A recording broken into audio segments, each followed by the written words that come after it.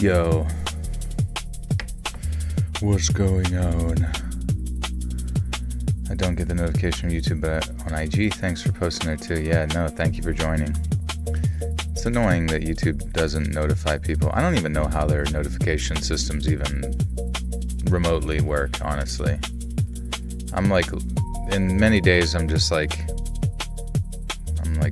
fortunate that I even have a YouTube channel, or that it even like remotely operates, because I swear to God, I could probably stop posting on YouTube for like a month, come back, and then the videos would get like 100 views a video, just because I don't know. They're just so punishing when it comes to fucking momentum. If you lose momentum, you are dead. You are killed. You are murdered. Whatever, it doesn't matter. Hello, guys. Good to see you. Thanks for being here. Shalom, shalom. Shabbat shalom. Legio, the 12th Vitri. Welcome to the Buttersock Cult. You now have access to bonus content. Thank you, friend. Guys, look what we got tonight. Paranormal stories. Free paranormal stories. Oh, what the frick? Oh, I'm supposed to be twerking, but it didn't do the twerk sound. But David Monroe Glada, thank you so much. Holy shit. For the 70 Canadian buckaroonies. What do they call Canadian dollars up there? Yarmies. Just grab yourself a yarmie. Do I have a religion? I adhere to the Christian religion. Kind of on my own personal time. I haven't really been involved in any sort of community in a while, but you know how it is. Unless you're Onision. Wait, does Onision, you get all your notifications from Onision's channel? That'd be kind of funny. Every time one subscriber for Let's Read is one subscriber for Onision. It's a 1-to-1 ratio. Squish Mallow, thank you for the 5 gifters. You guys are coming out hot with this. Welcome to Brianna Bear, Helu, G. Debbie, Sunderwear, and Misty Reed. Welcome, friends. No, don't do that. Don't do that. No, do that, please. Keep doing that, guys. Thank you so much. What's new? What's going on in your heads? What are you thinking about? It's okay to think those things, you know? It's fine. Just keep your fists balled, and that's it. Hey Joel, how was the rabbit hole of Skinwalker research? I can't say I've done any Skinwalker research myself.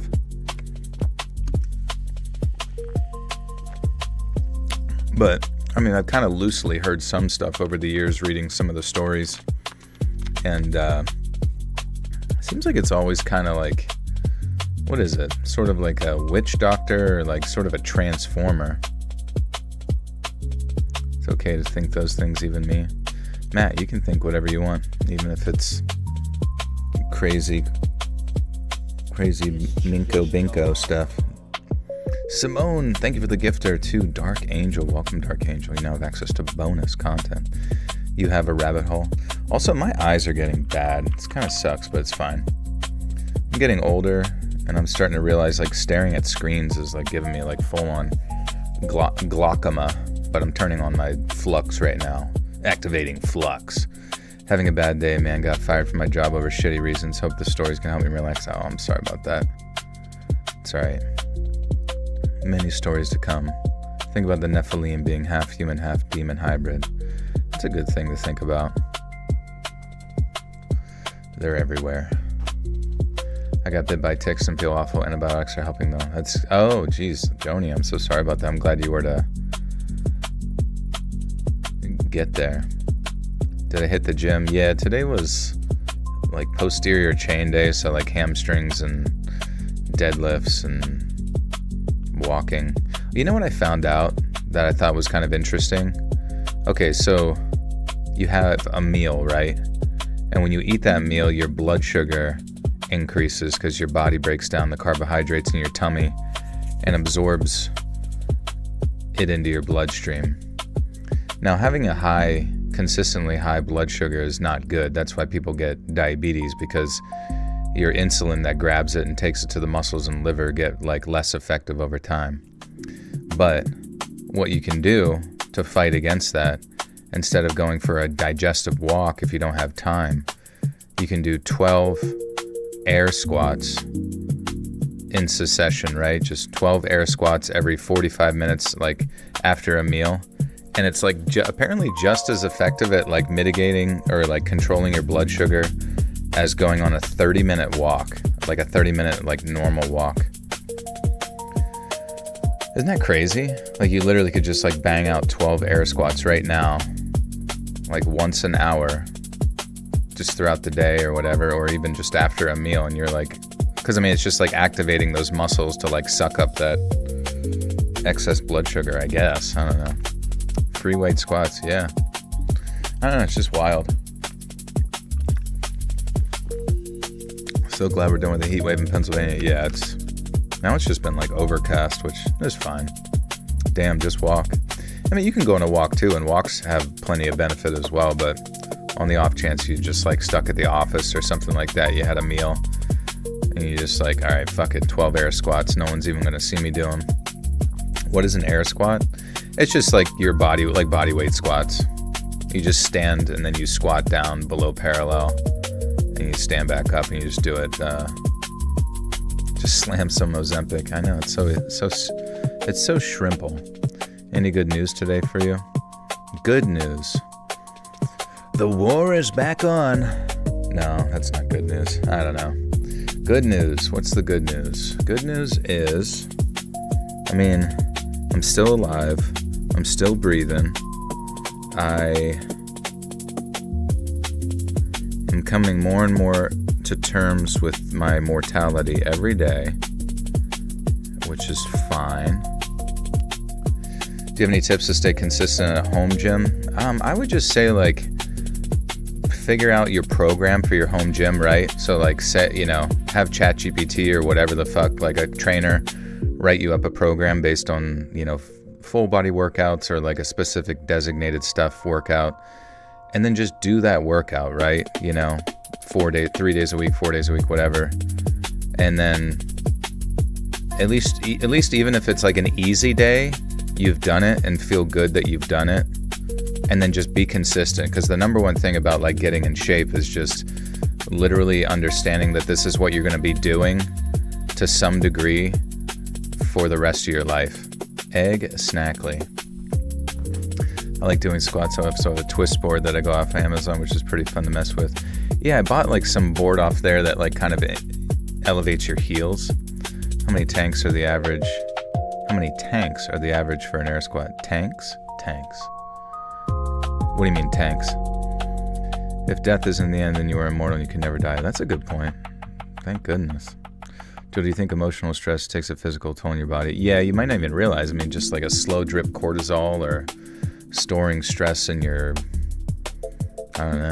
upper back or some shit, or slowly. I mean, just like there's so many hormonal aspects of like stress that you don't even realize. The number one thing really to fix most things is just to get good sleep and good activity and eat decent. Try to focus on whole foods, blah, blah, blah. I messed up my finger, but tuned in. We'll see if I need it or this tape will hold. Oh, is it like snapped?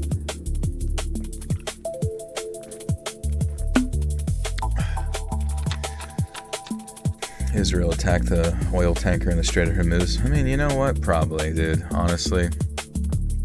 Who fucking gives a shit? I'm so sick of like always having to like everybody has to like tiptoe around like the fact that I don't know, just fucking stupid, man. Just say the truth. Say your truth, guys. Say what you think, because you thought it for a reason, right? Who cares if Palantir categorizes everything we say and prepares us for some sort of strange AI takeover? Who cares if the EU puts cameras in cars to monitor everything we do? Who cares if they're going to just shut our car off and strand us on the side of the road? You know what? You know what they can't prepare for? When we all go back to, like, farming cows. And if we can't farm our cows and milk our chickens, then we'll just fucking die. And you know what? If we die, that's okay.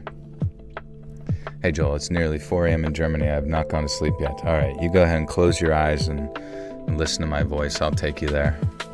Baby boy. Would you say you tell us a lot about your life? Yeah, I would say about as much as I can think about. And honestly, everything you guys have ever asked me, I usually answer it. GTA 6 is going to require digital ID. I know, it's like everything about the future with GTA is kind of not awesome. Bought a balance plate, it's amazing. Plus squats on that. No need for GLPs. Yeah, the GLPs are so fucked because like the weight that you lose with GLP is bone density and muscle. The last fucking thing you want to lose when trying to develop a better physique, a better longevity in your life is your bone density and your fucking muscle. You know what I mean? That's why like those people that are on the GLP-1s or whatever that lose a ton of weight, you know, you see certain creators on them, you notice that their cheeks and all that kind of shit get like really gaunt because it just like starts fucking pulling shit from literally everywhere. Start looking like ghouls. Start calling us smooth skins. Hey, there's Astrid. What's up, Astrid? Yeah, they look like hollow corpses. It's fucking weird. Just literally go to the fucking gym and count your calories. Like, it's so fucking simple. Now, it's easier said than done, and I'm not the best at it, but I like to lift weights and I like to eat decent. But I believe in every one of you. If you want to get in shape, you don't need to fucking... Like, literally, for the rest of your life, do your best not to rely on pharmaceutical drugs, because they do not give a fuck about you. And how many other drugs throughout history have just been, sorry, we gotta recall that one, or, oh, looks like it gives your baby a big old fucking alien head. I want to defend Palantir. They are a major force behind Ukraine's successful strikes against Putin's regime oil factories. I mean, there's an argument that could be made in many directions, my friend. I generally am in favor of peace and non-conflict, especially with like a nuclear power. But hey, you know what? Let's get everyone riled up. Let's get everyone riled up. We all got our opinions, right? Let's get our opinions riled up. I mean, let's get mad. That's how we solve everything, and on the internet, we get mad about it. My mom wants me to get on GLP-1s, just let me be fat. Yeah, but you don't know, dude.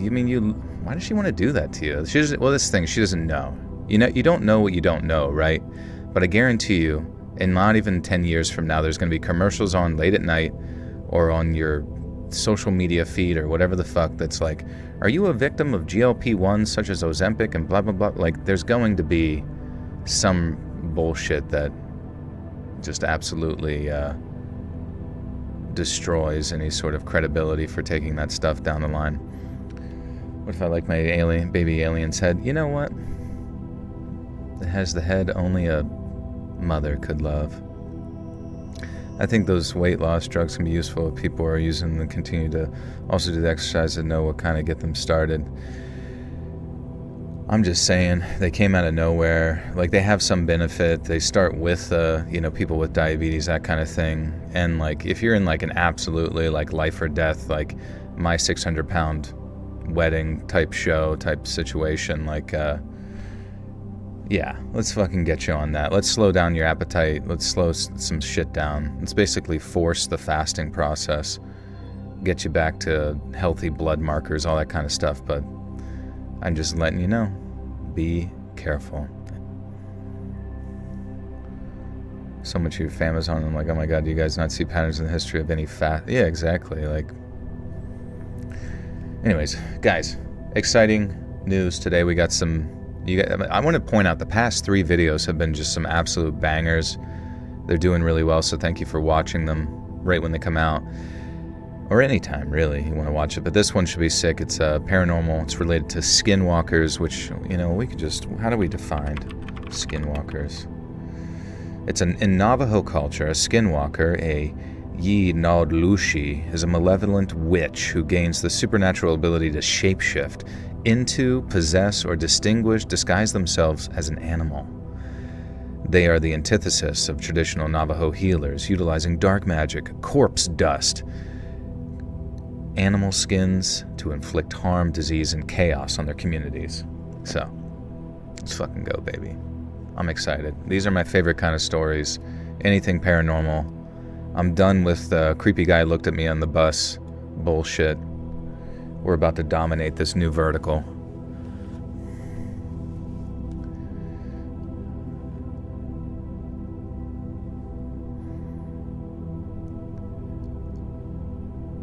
My name is Cody Key, and I'm a Navajo Nation police officer working out of Northeast Arizona, and I think I got a story that you might be interested in. Now, a little background of what I do for a living. Now, being a res cop is different.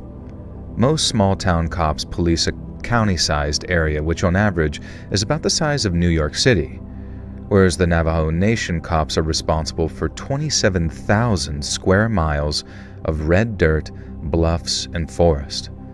Now that's roughly the same size as West Virginia, meaning a single officer can be responsible for patrolling 70 square miles or more with no backup showing up for hours at a time. And then while you're patrolling, you have to be mindful of whether you're in Arizona, Utah, or New Mexico, because different statutes apply in different places. And that's just about all the power the states get in the reservation, but then when it comes to major crimes, you can expect the FBI to show up in their cool jackets and sunglasses to treat us like we're kids playing dress-up in their daddy's uniforms. Now one time, after I arrested this non-native guy for driving drunk, but then after checking with the state troopers, we found out that he was wanted for a whole bunch of other stuff. But then the process of transferring custody gets so complicated that in the end, my chief had me drive him out of the res and right to the state cops, like a freaking bounty hunter might do. Now that sort of layered sovereignty creates constant headaches for us, and it hurts to think that sometimes people just straight up get away with stuff that they do on the reservation. It's not just all the red tape either, because we're chronically understaffed, so get anything done and you got to work longer. Oops. Let's go! It's not just the red tape. Going back to my roots, going back to my poops. Somebody bring out the corpse dust. The corpse husband dust. Hello everyone. It's not just all... Imagine if corpse husband was featured in this video. People would go freaking nuts, dude. I didn't even have a proper birth certificate, a family census that looks sketchy. I feel like I don't know who I am anymore. So what happened? You've lost your identity? I love all your videos and we'll set it up where you're telling me stories long after I've fallen asleep, so thanks, Joel. You're truly a gift to storytelling. Thank you, Jesse. Funny, way back when you didn't like the paranormal as much, that's why you used to barely do them from what you said live before what changed.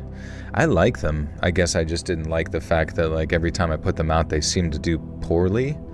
But now that I keep them kind of scarce, they like tend to be like bangers. But I'm kind of testing the waters right now to see if like the paranormal stuff does specifically well related to the length that they were, because I would do them on bonus content and then combine them with another newer fresh batch of them, and then it would be like 2 hours of paranormal stuff, and I wasn't sure if that's what really threw things, you know, in the positive favor within the algorithm, because like everything's so algorithmically driven within YouTube. It's sometimes not even related to what your audience even truly likes.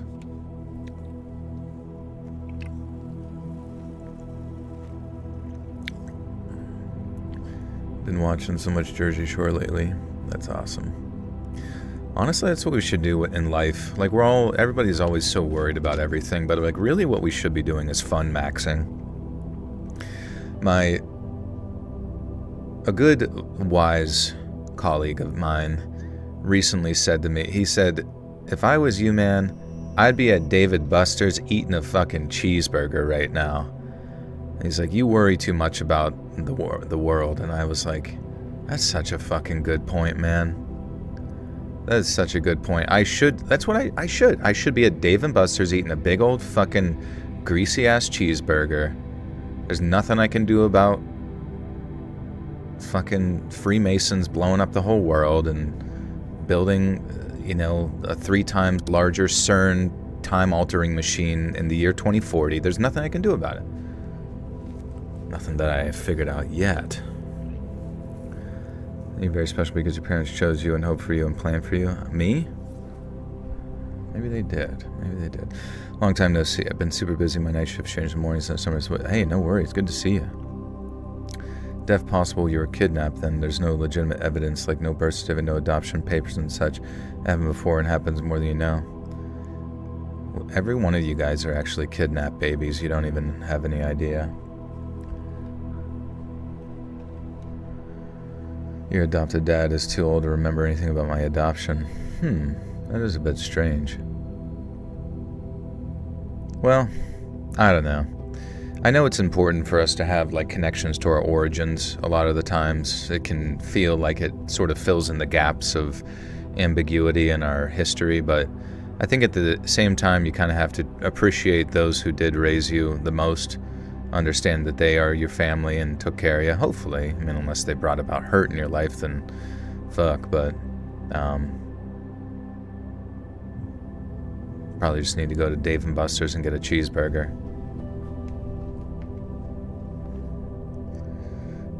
Can you use Pradeep's litter box? You can, but it needs changed. I need to change out the tray. Also, thank you again, David Monroe. Very kind donation. Okay. That sort of layered sovereignty creates constant headaches for us, and it hurts to think that sometimes folks just straight up get away with stuff that they do on the reservation. It's not just all the red tape either, because we're chronically understaffed. So, get anything done, you gotta work longer than long hours. Wait, to get anything done. Okay, probably meant that. I keep you guys grounded. You guys keep me grounded, mainly because you've grounded me, and I can't go out and play with my friends. Despite your origins, you're still you. You've lived your whole life being you, and that won't change. Take care of yourself. Yeah, exactly. Exactly. Love the channel. Let you been with us for a couple of years now. Thank you, Bilfred the Gnome. Good to see you. I'm adopted, open though. I know my birth parents is kind of awkward. Yeah, how are they doing?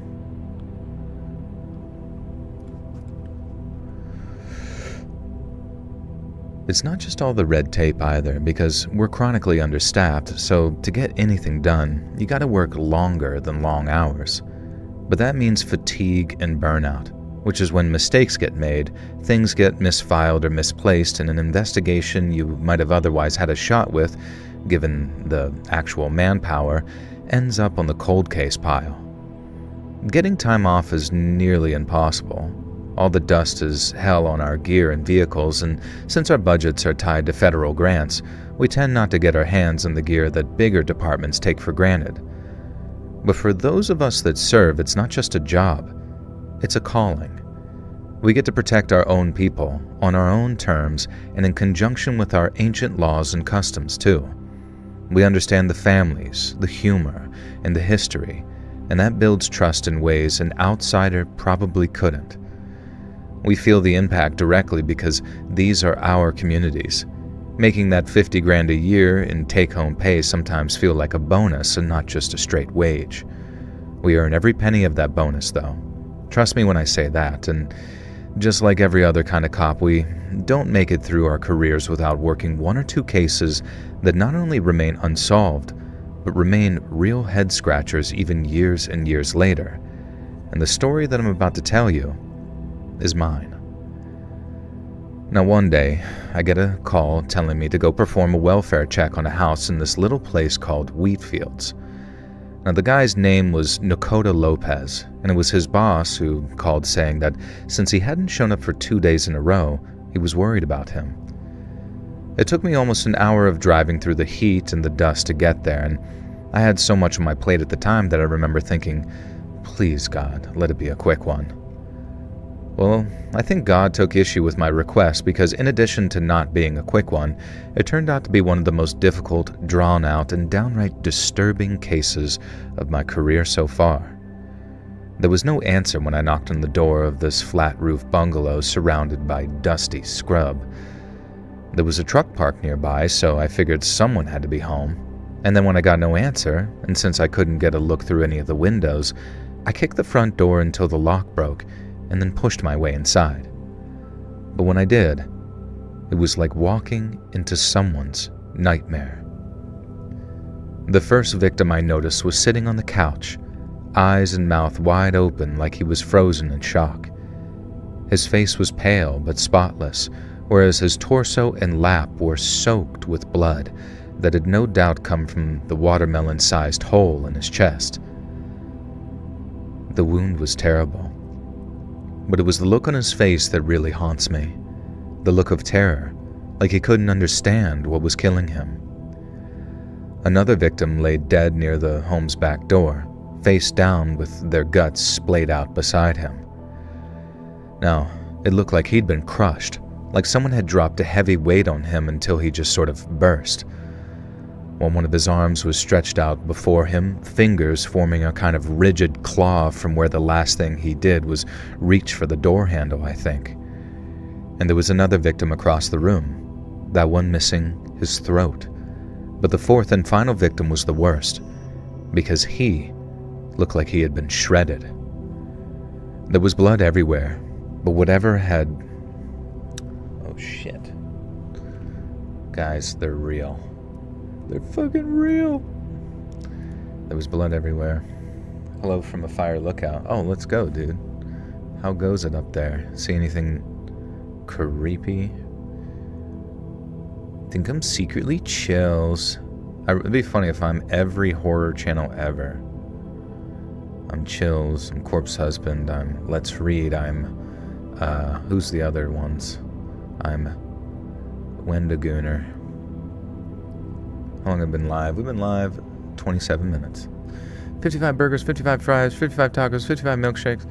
Dude, I was just watching, like, Connor O'Malley, like his... If you've never seen it, go watch Connor O'Malley Slugs. It's like a short video of his. And that's... If you ever want to know my general philosophy on all of life, it's that. Oh yeah, I'm also Mr. Nightmare.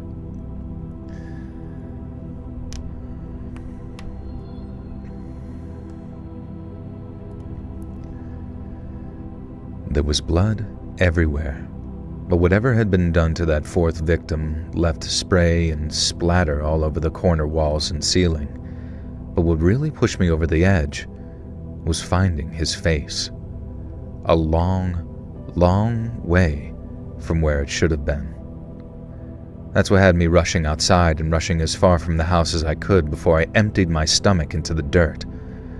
I'd seen dead bodies before, but I'd never seen anything like that before in my life, and never since either.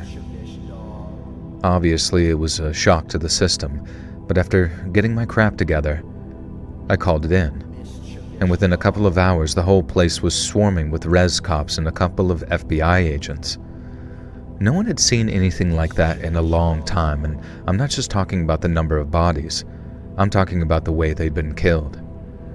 We hadn't had a serious animal attack in coming up on 12 years by then.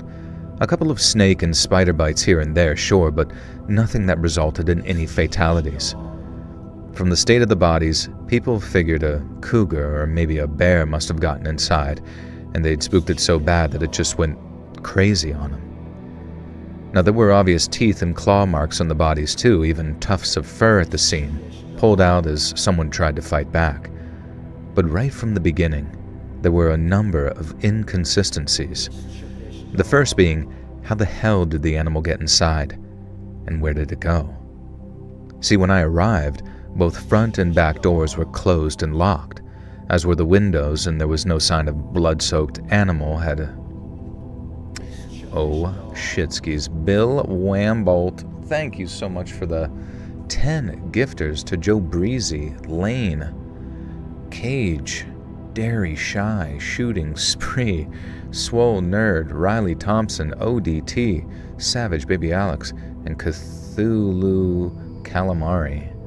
Actually, I love that name. But thank you so much, Billy Wambolt.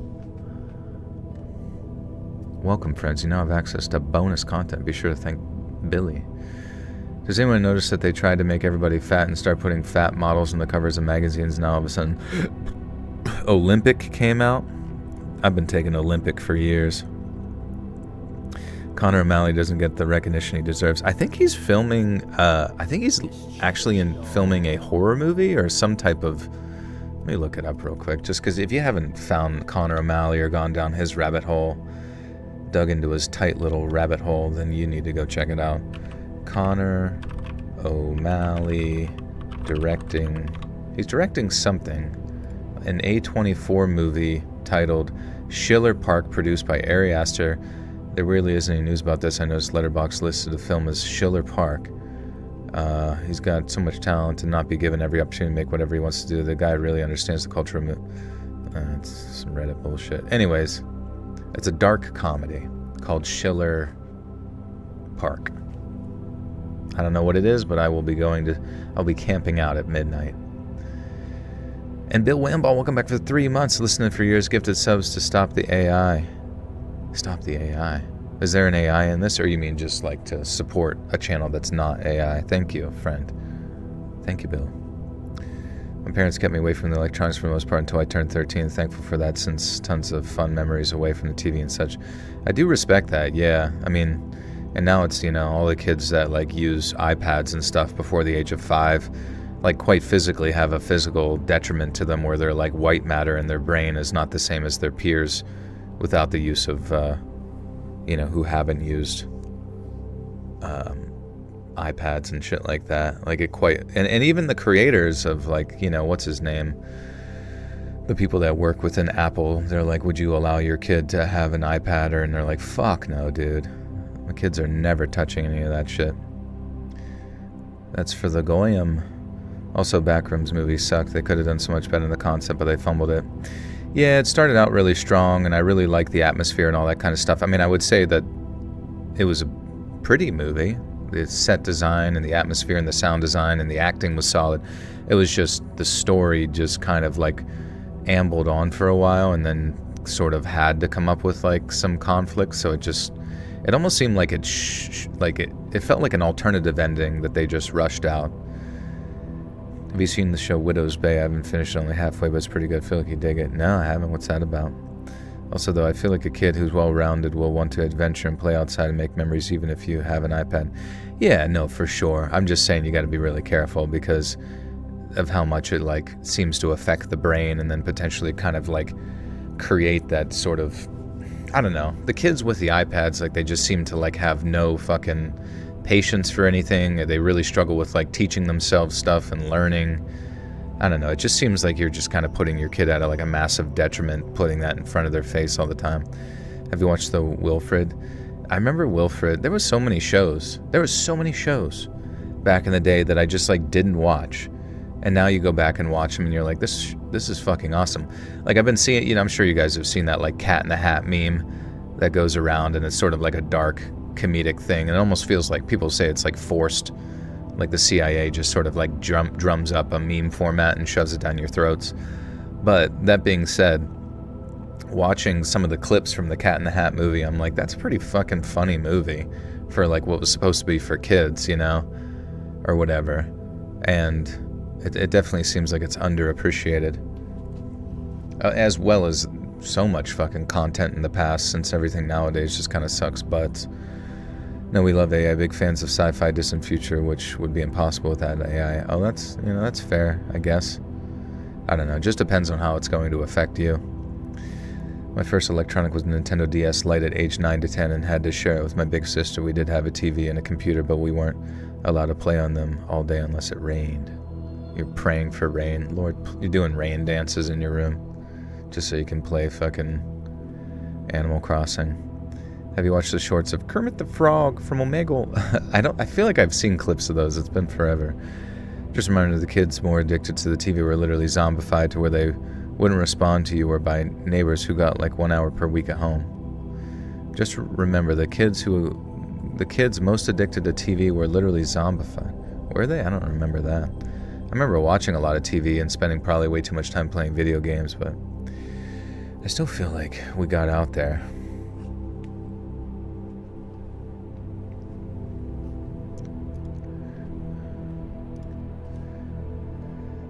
So when I arrived, both front and back doors were closed and locked, as were the windows, and there was no sign of blood-soaked animal.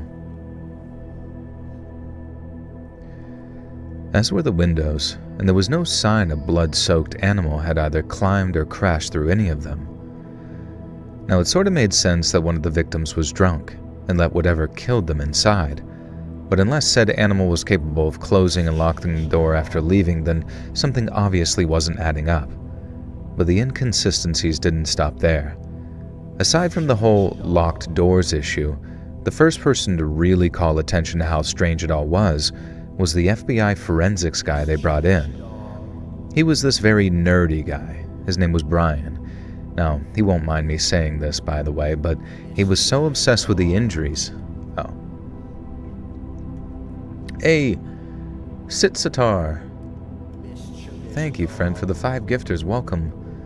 Letty Rennick. Gemmy Lemma Ding Dong. Oh, yeah. Gemma Lemma Ding Dong. Shorty McMazing. Thomas Sibel. And Stephanie McBroom. Welcome, friends. Thank you. Very kind gifters tonight. Very kind support. Thank you, friends. He was this really nerdy guy named Brian, and he won't mind me saying this, by the way, but he was so obsessed with the injuries animals are capable of inflicting that it kind of verged on creepy. Seeing those dead bodies all torn up like that and it had me running outside Seeing those dead bodies all torn up like that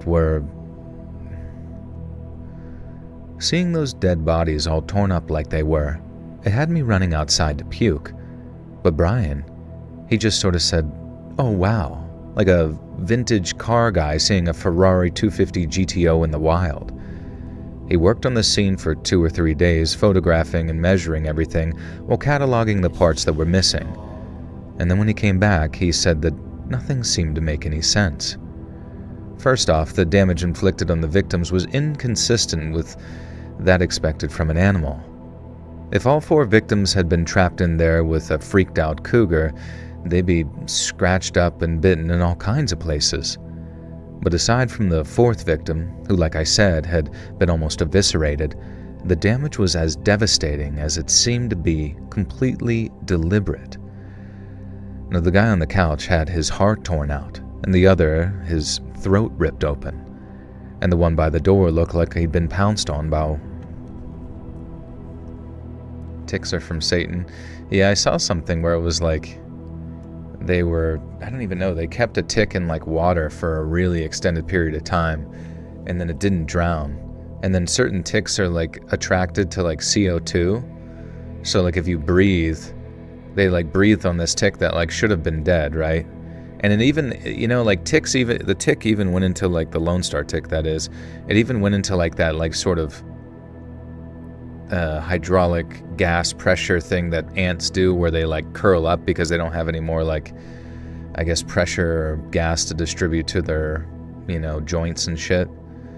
Almost like they're like mechanical.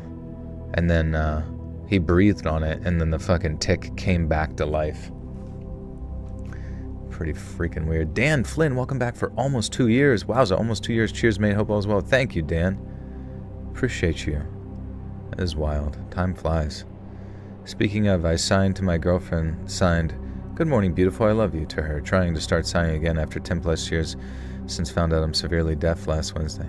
I mean, it might be good to get good at it. I mean, especially if the hearing loss were to continue, you know, just as a preemptive. And you could probably maybe even find a job related to doing signing or like assisting students who might need help with that. You know what I'm saying? Like, apparently possums don't consume their weight in ticks after all. I know, it's sad. Wouldn't it be interesting to find out that Lone Star ticks, possums just like aren't interested in them? Like they just, like there's a certain taste that possums are attracted to, hence the eating of the ticks, but then something about Lone Star ticks now are just like not tasty to the possums. And then you would not be able to convince me that they weren't fucking flung out of planes with like little parachutes or boxes. The one by the door looked like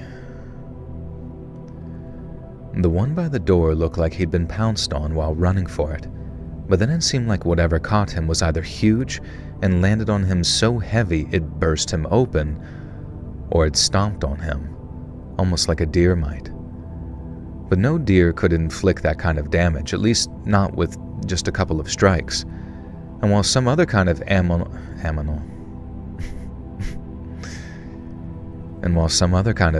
could be trained to attack a certain part of someone's body, there were no human footprints in the area that would indicate the presence of a trainer or owner. And then while we're on the subject of footprints, the next thing that Brian had to tell us sounded even weirder. So after searching the area surrounding the house, Brian and his team figured that they'd found their culprit. They found tracks leading to and from the house that sort of appeared to have been made by some black bear, and he used the word appeared very deliberately because, in his humble opinion, it wasn't a black bear that left the tracks. Now, I'm no expert, so don't crucify me if I don't explain this right, because when Brian explained it, he might as well have been speaking Chinese. And so after he explained what was so weird about the tracks to the chief and me, and in the presence of those 2 FBI agents, all 4 of us were looking at him like, huh? So he broke it down Barney style. Basically, things that walk on all 4s leave a certain kind of foot or paw print than people. Paw Patrol? It's a dark comedy horror. It takes place in a fictional New England island that has a history of bad things happening, supernatural real events, and was surprised of how well it blends horror and comedy. Wait.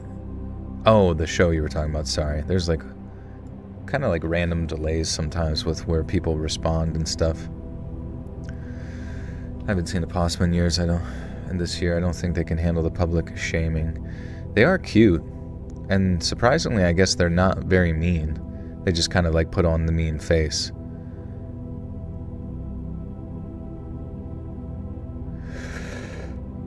I mean, the one where you had to stick a game above it? Sorry, what are you talking about? I had the live chat on. Maybe something got withheld. I don't know.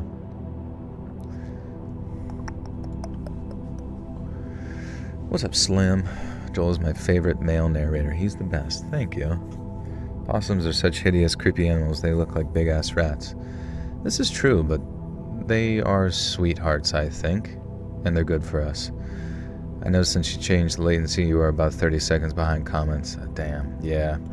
But I kind of wonder if things would be worse for people if I set the latency back to like super fast, you know what I mean? Oh, the OG Nintendo? What about the OG Nintendo? Game Boy? Or what was even before Game Boy? I don't even remember. Oh shit, see, I don't know. Lynn, thank you. I'm not exactly sure, but like OBS just randomly chooses to switch the notification sound. It's so odd. Took me years to realize opossums and possums are different. Are they? Or am I getting trolled? Opossums versus possums. Really? Wow. I had no idea. I just thought people were spelling it wrong. Wow, they are totally different creatures. The opossums, I think, are the ones that eat ticks, and then... No way. Let's see here. While possum and possum are often used interchangeably in casual North American speech, there are 2 entirely different groups of marsupials living on opposite sides of the world. Okay, at least that's good. The visual carousel below highlights the physical contrast between the North American opossum and the Australian possum. So the possum with the O, native to North and South America, and the possum, native to Australia and South Pacific. Okay. But they're still pronounced the same way. And I didn't know they were both marsupials. Marsnoopials. And Lynn, thank you for the 2 again. Thank you. And Tarzan rides freight trains. Thank you for the 2. This is Majora's Mask N64 is the best ever. You can't argue. I gotta be honest, I never played through it, but I heard it's amazing. I'm excited to play the remake probably when it comes out, just so I can say that I have played it. Devin, no worries. Good to see you. It's not a dad bod, it's a father figure. That's amazing. I'm writing that down. Some country bumpkins in the south eat possum. Oh, opossum, probably, right? Man, I ain't afraid of anything. I've been to Arby's. Dude, Arby's is so good. Well, the bread is kind of dry, and so is the meat. Actually, everything at Arby's is kind of just dry as shit, and you need like big globs of their sauce to get it down.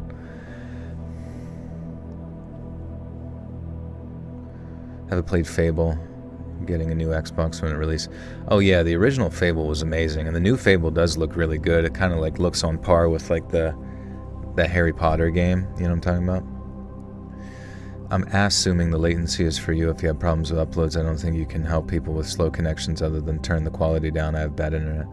Okay, so, yeah, but I was kind of thinking like more people whenever I had the latency, because my internet can handle quick uploads, but I wasn't sure if there's anything on their end that may cause issues. Maybe it causes issues either way.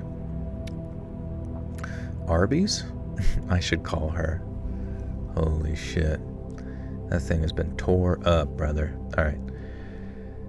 Basically, things that walk on all fours leave a certain kind of foot or paw print than human beings, because moving around on four legs distributes force among the limbs differently.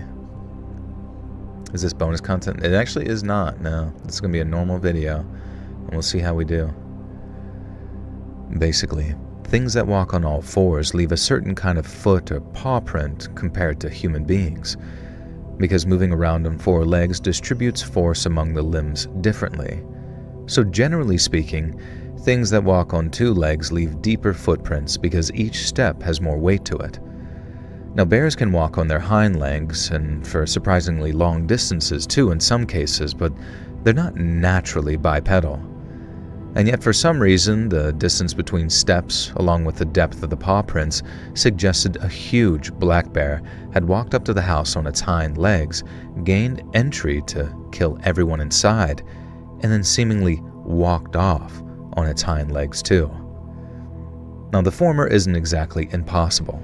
Take it from me, weirder things have happened on the res, but the chances of the bear continuing to walk away after a full meal was very tiny. But then it hadn't eaten a full meal, not by a long shot, and that was another thing that made exactly zero sense to Brian from forensics, because from what he could tell, our bear hadn't eaten anything but one victim's heart. Brian said it was the only thing he could say for certain was missing from the scene. But only a bear that was desperately hungry would approach a human home so brazenly, and regardless of how it gained entry, there's no way in hell that it would have eaten nothing but one guy's heart before leaving. Brian was an expert on animal attacks. He'd seen literally hundreds of them, and what he saw inside and surrounding that house and wheat fields was, quote, like nothing he'd ever laid eyes on. These were his words, not mine. Now, for a while, the working theory was that in so many words, someone had used a trained black bear as a murder weapon. I mean, there was literally nothing else for us to go on. Not until the results of the DNA tests came back, which would give us an idea of who was actually there at the time of the murders.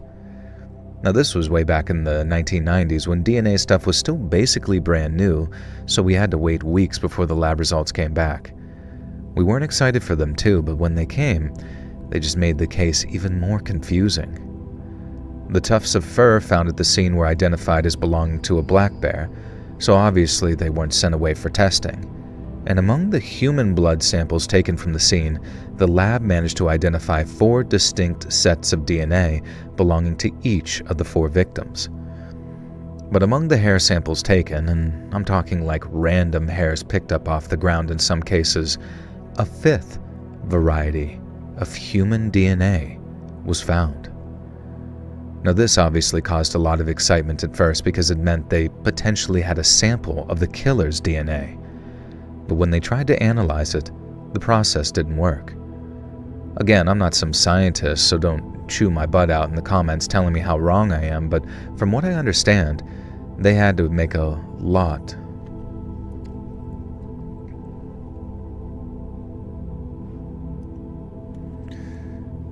Okay to be fat, question mark? You aren't supposed to bully fat people. Being obese is still unhealthy. For sure, for sure. I don't know. I think the worst part about being, obese is like, it's like kind of like you bully yourself, right?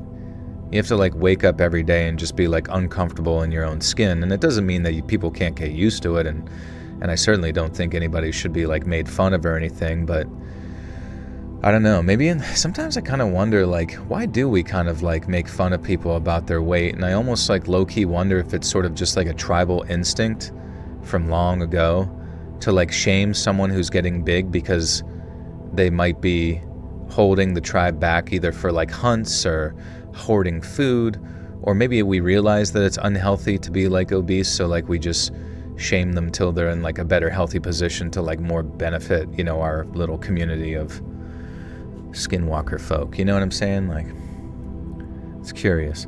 Joel, what up, dude? Once again, I have another question. Do you ever receive stories from followers that you're like, this is a wild story, but I can't read this, like demonetization? Only like a long time ago, whenever like a story gets like kind of on some soapbox about like politics or maybe something like super racial or whatever. I hate when people call others fat phobic. It's so silly. Yeah, I mean, the term fat phobic I just think is stupid. It's just pointless because it's so open-ended. At the end of the day, I think most people are concerned for others and their health and genuinely just want well for them. And honestly, I think, like I said, the only thing that's truly fat phobic in life is heart attacks. We like skinny people because they are less selfish. Interesting. I don't know, just the thought process. Hey, Rocker Red, what's up? How we doing? Fat people used to be seen as people in power because it showed that they were able to afford food. Yeah, back in the day, I mean, that would make sense in some cultural context, I guess, yeah. They called them biggins.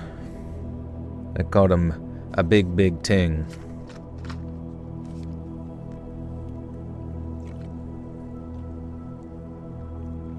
Hey Joel, you did an Uber delivery out into the hills, the boonies. I was almost convinced it was a setup. There were 2 dogs the size of bears, kind of humpy though. They humped you? Gave you a bit of a hump? The gym is so popular these days. I definitely think that fitness is probably, I think fitness, especially with like social media, is just going to get more and more popular. Because, you know, you think about back in the 80s, the only way to like really get super interesting fitness information is from like magazines or VHS tapes or maybe going to like college for it or something like that. Nowadays it's like all of the information that's just at your fingertips within like YouTube or, you know, Instagram or whatever. It's all there from like a young age to show you, you know, the appealing nature of like keeping yourself within a healthy body type or healthy practices and all that kind of stuff. So I think it's only ever going to just keep getting popular or more and more popular.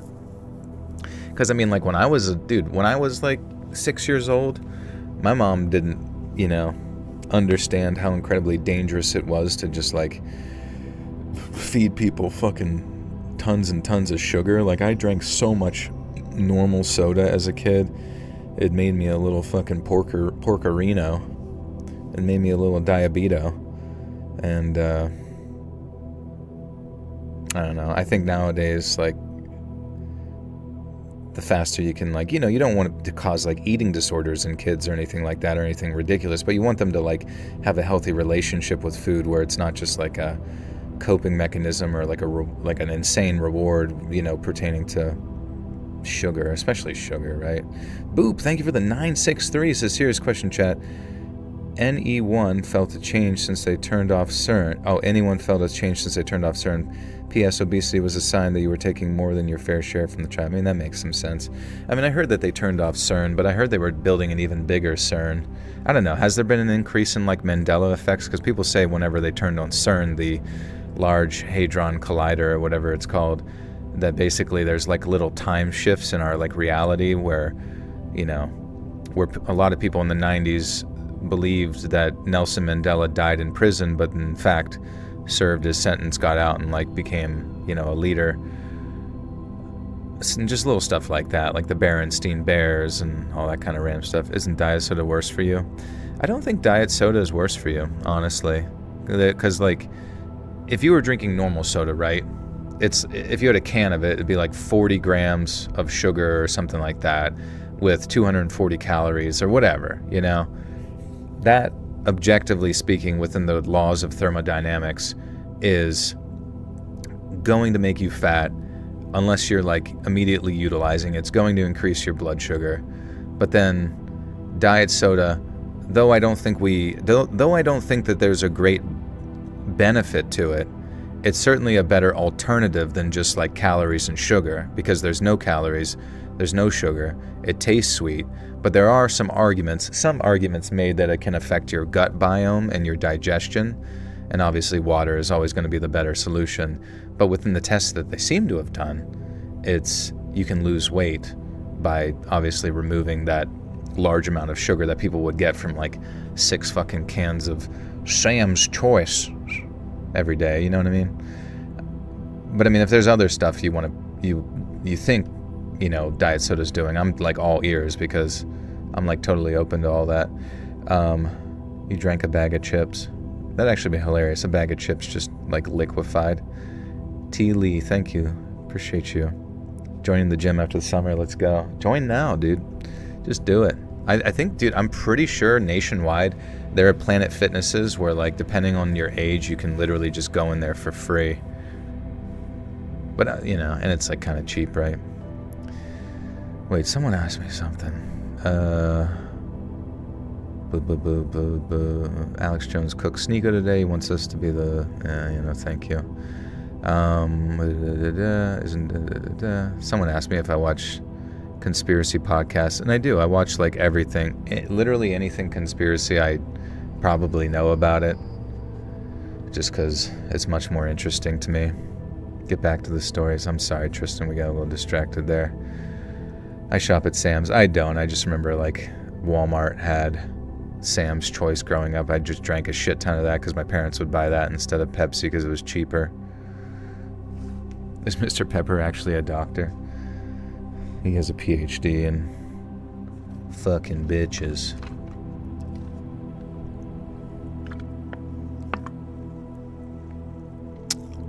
Want to know how I got these scars?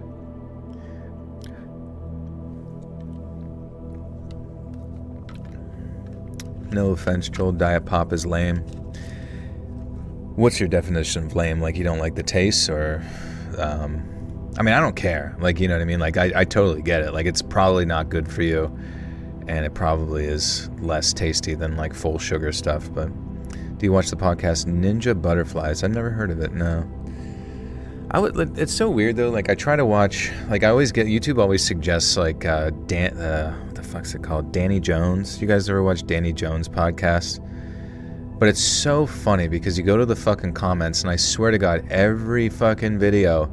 his audience just like absolutely cooks Danny Jones, like every time without fail. They are like, why are they even watching? I don't even know. They're like so not happy about everything he does, whether he's interrupting or saying the word or like doing too many ads, or they think that the guests that they have on there are like CIA plants or some sort of like government spook.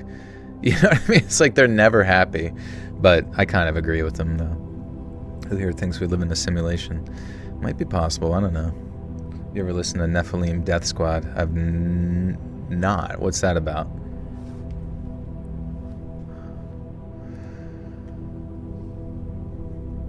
Again, I'm not a scientist, so don't chew my butt out in the comments telling me how wrong I am, but from what I understand, they have to make lots and lots of copies of a DNA sample in order to actually analyze it.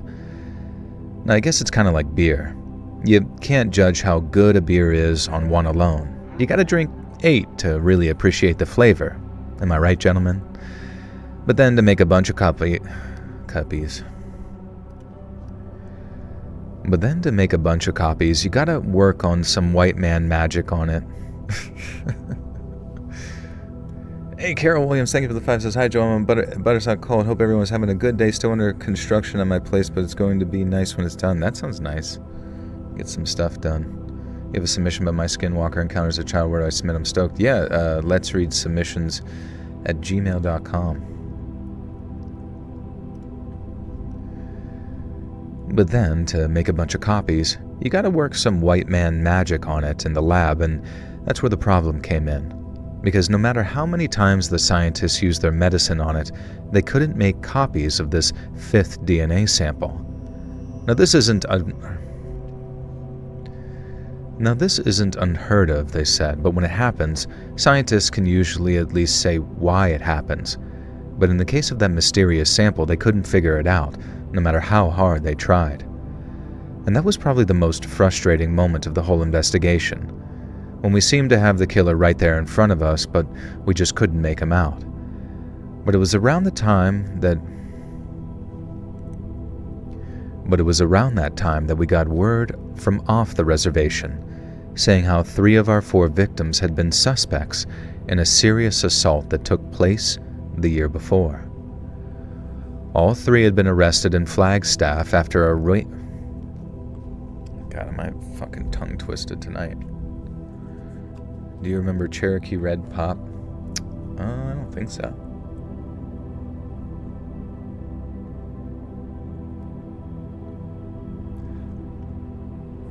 Nephilim Death Squad is a conspiracy podcast, but through the biblical lens, very heavy on the comedy, offensive even. That's cool. Any interesting episodes you've listened to recently, or? It is strange, like some of the people that are like really deep in it, like, because I think what's so funny about Instagram is like you'll get some conspiracies, but you only ever get like 1 minute, right? You know, you only get 1 minute of whatever insane conspiracy they have. And there's like genuine people that believe like most of the majority of the people at like the tippity top of like controlling governments and whatever, what have you, like are of some sort of like Nephilim, half human, half alien, half demon, you know, descent. Like they come from that fucking bloodline. Hey, Sonomi, what's up? Yeah, I'm struggling tonight in my reading. Did I see Obsession? I actually saw Obsession twice. And on my first watching, I thought a certain way of it. And on my second, I actually have a greater appreciation of the movie, honestly. Super snails slip through salads. Thank you. That's cured everything. Beer eagles, not gays or illegals. Best thing about America. I love the USA. Hell yeah. I want to go to the gym, but the Uni's gym building is so big you can see it from the city center. Uni is on the outskirts, so I get scared.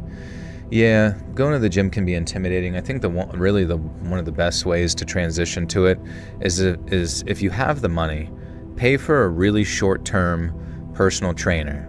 And I mean like pay for them for like 3 months where they can take you through a cycle of what they want you to do.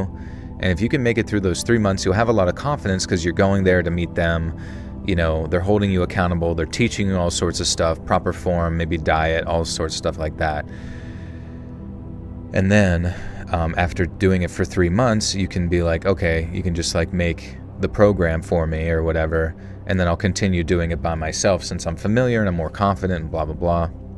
How much would that be? With a personal trainer? I mean, it really just comes down to that personal trainer in general. Right, you know, you're going to get all sorts of crate, but I'm sure you can look around your area and see what you can find. One of the best episodes is an interview with Jerry Marzensky. Long story short, schizophrenia is demonic oppression. You know, I wouldn't be surprised. Like, I mean, that's kind of what they addressed in the movie The Exorcism, right? Was just, and I guess most, demonic possession movies, they'll sit there and kind of play on the idea of like modern psych medicine and all that kind of stuff versus like ancient beings possessing or affecting someone. I remember on Bizarre Bub, you know, that horror video where he like compiles all the scary videos or whatever. This guy like suffered from pretty severe schizophrenia, right? He'd have his episodes and he goes through his like different checks when he has his episodes, but this time he was recording and like there was like crazy shit in his room that was like moving when he thought he was having an episode. So I really wouldn't be surprised if someone does have mental health issues that like demons would affect them in some way, or like, you know, be attracted to them because they know nobody's gonna believe them. The gym I was at charged weekly for the trainer whether or not you went and trained. Yeah, some of them can really fuck you. You like, I would say if you ever sign up for one, sign up with like a credit card so that you can like cancel the credit card if you need to, like when you leave, because a lot of gyms are pretty shady about how they charge things, and you basically sometimes need to just like cut them off from having the ability to charge you, and pay attention to your account, because they will, like some gyms, not all, but some will try to fuck you pretty hard. Classic severe Heller schizophrenia, am I right? High five. Yeah. Hi Joel, I've been a fan of yours for years now. Just want to tell you how much I appreciate your storytelling.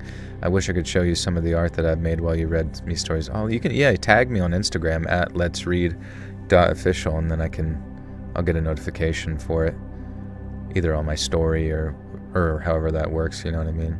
But thank you for listening. Wart. Okay. That was probably the most frustrating moment of the whole investigation, when we seemed to have the killer right there in front of us, but we just couldn't make him out. But it was around that time that we got word from off the reservation, saying how 3 of our 4 victims had been suspects in a serious assault that took place the year before. All 3 had been arrested in Flagstaff after a waitress reported being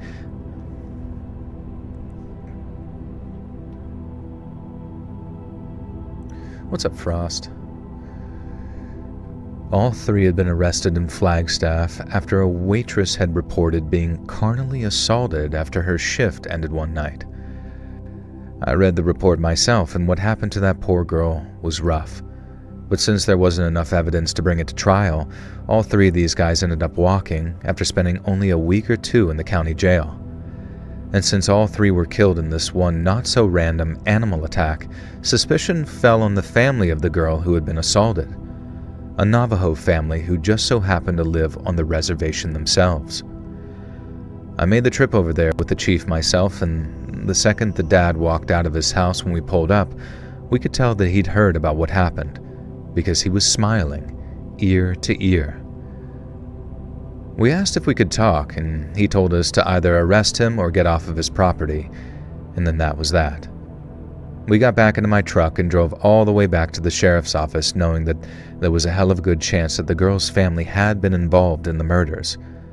But how was something we were never able to figure out. Now, I'm sure I probably don't need to tell you this, because we never did find anyone with a highly trained killer bear that walked everywhere on 2 legs, and we never managed to match the DNA sample to anyone because all the remaining samples were thrown out for fear of contaminants. We just kept working on it for a while, hoping something might come up, but in the end, we were diverted to other cases, and the Wheatfields murder. About to tag you on my train hopping videos. I got around the country like that for years. Oh, that's fun, yeah.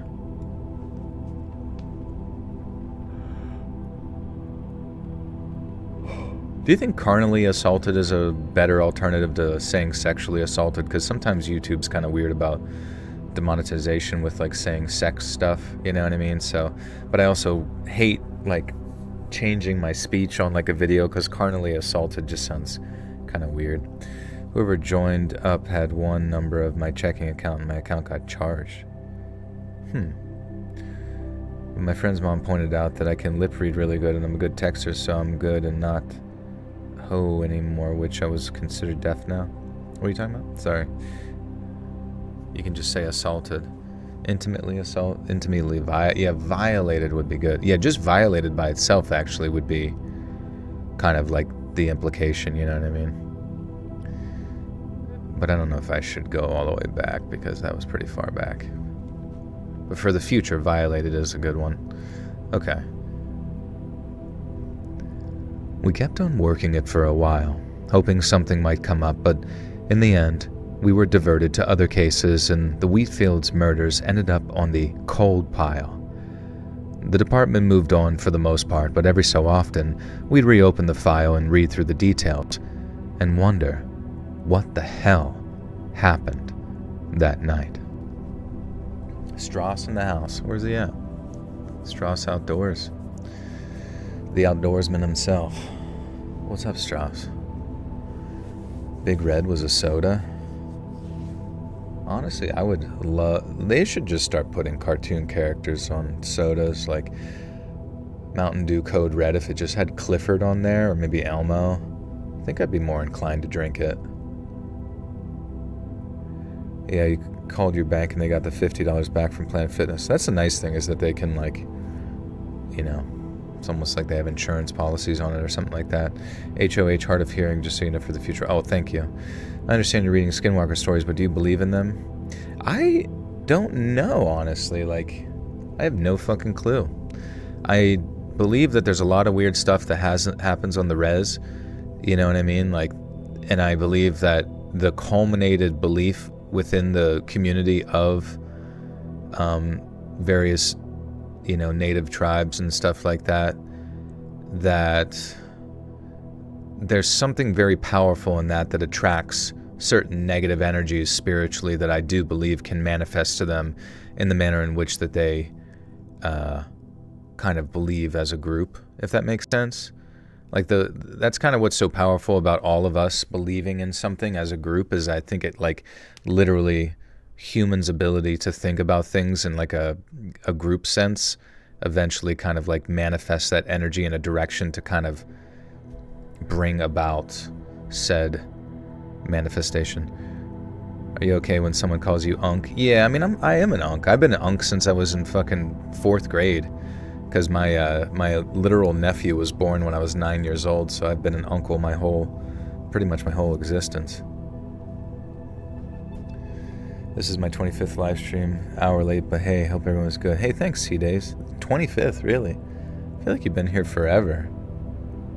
25th in a row, or 20? I feel like you've been here for way longer than 25 live streams. Also, my sleep has been so poor the past couple nights. I thought I was going to fall asleep so fast last night, but I don't know what the fuck happened. Every time I would fall asleep, my body would jolt me back awake. I don't know why. It felt like I was cursed. Because it was terrible. It was literally like, I was just like coming to terms with the fact, like, you know what? I'm not going to fall asleep. Because every time I would drift off, I would just feel my heart start to like speed up. It was very weird. Have you seen the 911 police recordings of the creature? I have not, no.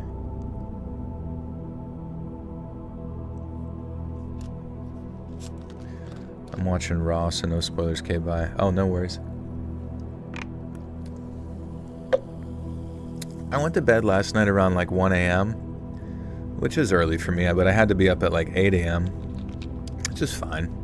Are you drinking caffeine later in the day? I'm thinking that might have been it, honestly. I think I just had a caffeine drink like way too late, and it just, the cortisol or whatever the fuck was just like lingering. Maybe the CERN frequency puts you to rest, or you got stuck in this timeline that isn't yours. I got stuck in this timeline that isn't yours. Yeah, maybe I'm supposed to be dead. I jolted back away. You're definitely probably cursed. Guys, if any of you guys put a curse on me, understand that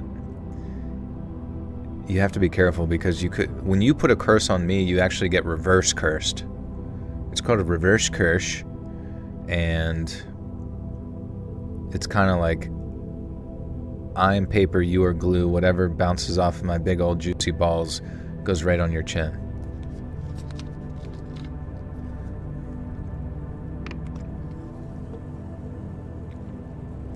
Or maybe I'd had a timeline jump, CERN related. Have you guys seen that one meme where it's like an emoji, like an illustrated emoji, but he's dressed up like a Secret Service agent, and he's got his fingers next to his ears like he's like, you know, messing with his microphone, and he's like, big juicy balls detected. I don't know why. I just love that meme. Big, like, if that could just be my background all the time, big juicy balls detected. Like, you could send that meme to me every day and I'd probably laugh. What you might be referring to as far as group belief creating an entity is called in Egregore in the chaos magic space. Holy shit. Is that like Talmudic? What is that? That should be the name. Dude, oh my god. That's such a movie, bro. That's such a movie name. It seems like Hollywood's looking for like anything to make, and like Egregore? Egregore. Let's see how you actually say it. Real quick, just right quickle. I gotta sneeze. It's not gonna be good. Excuse me. What? It doesn't actually exist?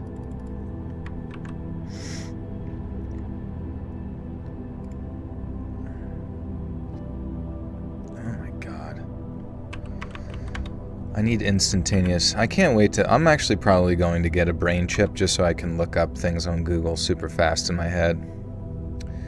You've been here way longer than 25 live, but it's when I started to count for some reason. Oh, you started counting. Nice. I thought you were like referencing something it told you. Okay, how to say it. First, we're going to see how to say it. That was a loud sneeze. I'm sorry.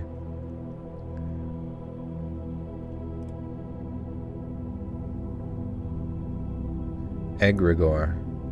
Egregore. Egregore. Egregore. Something to do with eggs. It's pretty much like a big omelet. Sorry. Definition. Can you use it in a sentence, please? Sorry, this is taking way longer than I fucking wanted it to. How the fuck is there no definition? Whatever. Just hit the like button. Exactly. So an egregore is an occult esoteric idea, a collective thought form, or a group mind created by the shared beliefs, emotions, rituals, symbols, or attention of a group. In mystical terms, people sometimes describe it like a psychic entity that becomes semi-independent. In a more grounded metaphorical sense, it's like culture, fandom, ideology, brand, religion, or movement taking on a life of its own. That's what woke is, guys. That's what woke has become. It's an egregore. All of these political movements are literally just egregores. But not really, I guess. A little bit. America is an idea. A corporation is a brand identity. A religion, collective, spiritual atmosphere, political movement. Oh yeah, there we go. That's quite literally what it is. Strauss Outdoors. Thank you for the 5 gifters to Marisol, Polar Bear, Fafero, Mew Lover, hell yeah, and Sasuna. Welcome, friends. You now have access to bonus content. It does sound like an... Oh, actually, oh my god, Scully. Listen, they're literally what you're saying is an X-Files episode. It's one of the only X-Files episodes I ever watched, and it was when they did the crossover with Cops. Do you guys remember that episode way back in like Halloween of 2002? No, I don't even know. I think it might have been like 2000. But it was basically a crossover episode where it was X-Files with Cops. Like, you know, it was like filmed like Cops. And the whole episode, there's like some sort of creature going around that they're trying to find, but it takes on like the form of the things that people are like most afraid of or whatever, yeah. And it's a really good episode. Okay, Pradeep is here. Oops, I'm gonna step on his tail. Kitty, move, please. Thank you. He's like, but right between my feet. I'm gonna step on his fucking tail if he doesn't move. And then I go to like kind of scoot him, and he just falls on his side. He's like, oh my god, help me. He just wants attention so bad. Kitty, what are you doing? Alright. Contagious. Contagious. He got the contagious. Okay. The department moved on for the most part, but every so often we'd reopen the file, read through the details, and wonder what the hell happened that night. Oh, what's up, Yuki? He said this is what you wanted. What's up, Justin? How many kids do you have today? 7? 15 birds, 30 lizards, but somehow still can make it to Japan to impregnate Godzilla. Does Pradeep ever go outside? No, I'm so afraid to let him outside. I literally have like bad dreams that he gets out and he bounds through the yard like a fucking gazelle and then gets hit by a large vehicle. But then I wake up before I have to see that. Never hook up Pradeep with catnip. I have, yeah. I put catnip on like some things that I want him to like if he's not using a cat tree or some random thing, I'll just put catnip on it and then he'll fall in love with that thing. And he's pretty funny on catnip.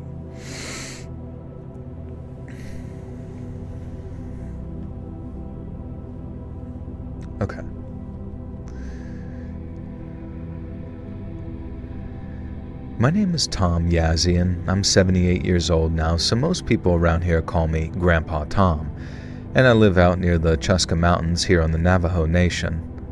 Now, my life is pretty steady these days. I get up early, drink my coffee outside if the weather's nice enough, and then keep busy by working on stuff around the house or heading over to my daughter's place to see my grandkids.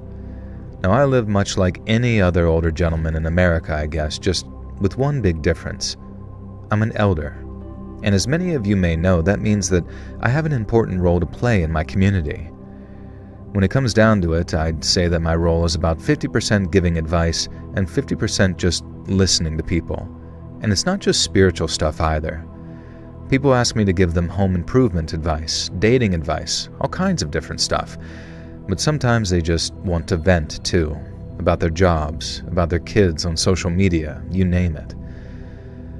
I know I go to chapter meetings when they need elders there, and I still help with ceremonies when I'm asked. It's not flashy, it's mostly just showing up and remembering how things were done before. But remembering things is important, and the way we often remember things around here is through telling stories. It's those stories that make us who we are, and at my age, I've become a kind of walking library of them. I figure that's my job now, holding on to them so they don't fade away and become forgotten. But out of all of them, there's one that I still turn over in my mind sometimes on the darker, quieter nights when the wind picks up and sleep doesn't come easy. It's not one of the big creation stories or hero tales, and while it involves plain old regular people, it's not altogether a regular story either. It's a mystery, maybe the greatest I'll ever personally know of, but let me warn you beforehand, it won't make a single lick of sense to you, because it sure as heck doesn't to me. One night, we get a call saying a girl named Nasha hadn't come home after playing in the woods with her friends. The girl was only 9 at the time, so obviously still a very vulnerable person at that age. So myself, a handful of reservation officers, and a whole bunch of volunteers spent all night wandering the woods, calling out Nasha's name. By the time dawn broke, we still hadn't found the girl. So, understandably, people were starting to get either very worried or pretty hopeless. They still searched, but some folks said that they believed Nasha was dead. And so later that morning, when little Nasha showed up at her parents' place without a stitch of clothing on her, people were overjoyed to see her with breath still in her lungs. But that joy didn't last long, because when Nasha explained what had happened to her, everyone who heard the story was horrified. Like I said, little Nasha had been playing with her friends out in the woods, not too far from her home, when she became separated for some reason. She tried to find her friends again, but soon realized that there was a man following her through the trees. Police asked her to describe what the man looked like, but Nasha couldn't. All she said was that he appeared as a sort of dark shape, moving behind her from tree to tree. Then, as he got closer and closer, she got frightened and started to run. The man chased her, and he was faster too. So in order to get away from him, Nasha squeezed herself into the hollow of some tree and crouched down so the man wouldn't be able to grab her. But after, she couldn't remember a thing. Sadly, in considering what condition she showed up in, this was most likely due to the fact that her attempts to evade the man hadn't been successful. Yet following a medical exam, we discovered the extent of her injuries was nothing short of baffling. On the surface, the abuse that poor girl had been subjected to was extreme in nature. First off, the girl's teeth were cracked, each and every one of them, and secondly, all her fingers and toenails appeared to have been removed. Now this offered a suggestion that the girl had been tortured by the man who chased her and caught her. But then, after that medical exam, we found out some strangely good news. To our relief, the doctors declared that there was no indication that Nasha had been violated in any shape or form. This was obviously welcomed by all involved, but the nature of Nasha's injuries still had us all scratching our heads, wondering. For example, while the girl's teeth were cracked, there was no corresponding injuries to her face, mouth, or gums. And it was like whoever caught her had, and with exceptional care, taken a small hammer to each one of them while Nasha had been rendered unconscious. The damage to her finger and toenails didn't seem to add up either. If they'd been torn out via torture, then there it had been...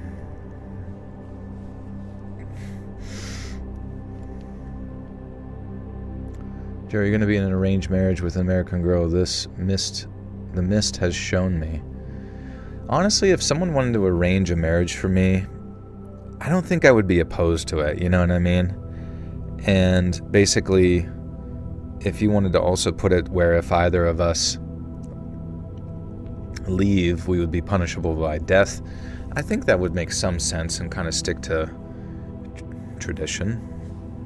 Joel, there are so many channels copying your thumbnail style and almost fooling me. Thumbnail style? I feel like my thumbnails are so radically different from each other in style. Robin does so many various types. An Armenian girl. Oh, Armenian. She's a young Turk. Learned from a college professor back in the early 2000s, the aspartame in diet sodas and foods turn to a version of formaldehyde when it hits body core temp, so it's actually preserving the fat. Preserving the fat. Why does it preserve the fat? Formaldehyde in your stomach preserves fat? I don't understand. Like, does it seep into your bloodstream and then into your fat cells or something? Preserving the fat. So what, the fat can't be burned or something? Or is it like rotting inside of you? I don't understand. Joel, were you told you had a good reading voice, or did you just find it out? I just found it out from just trying YouTube. I was like, this looks like a thing I can do every day forever. Reading, and then people eventually were like, hey, I like it. There's an account portraying to be someone, but it's deaf your video and your voice just slowed in your thumbnail. Oh. Oh, that's what you mean.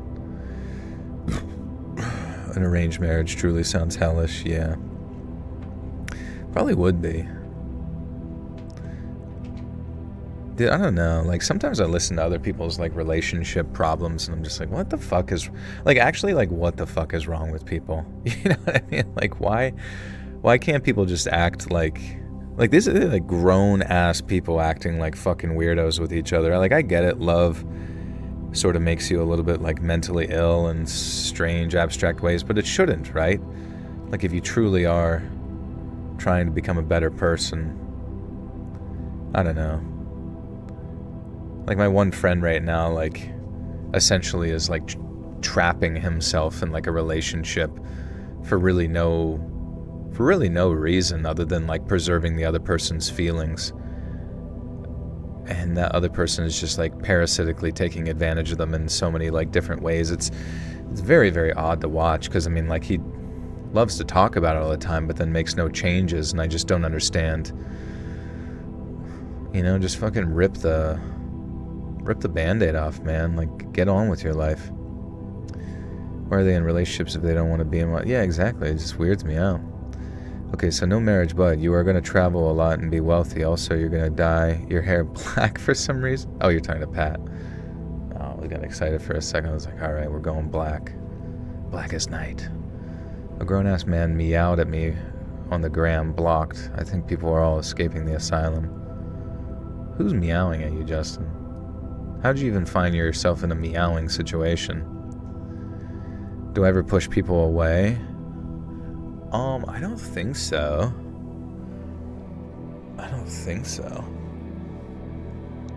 I guess I don't even know what the definition of push them away would be. Like, if you mean, like, it's going in a good direction and it would be good to continue doing it, and then I sabotage it or something? No, I don't think so. Would you rather have a Pokemon Band-Aid or a Scooby-Doo Band-Aid? Definitely Pokemon, for sure. I do like Scooby-Doo, though.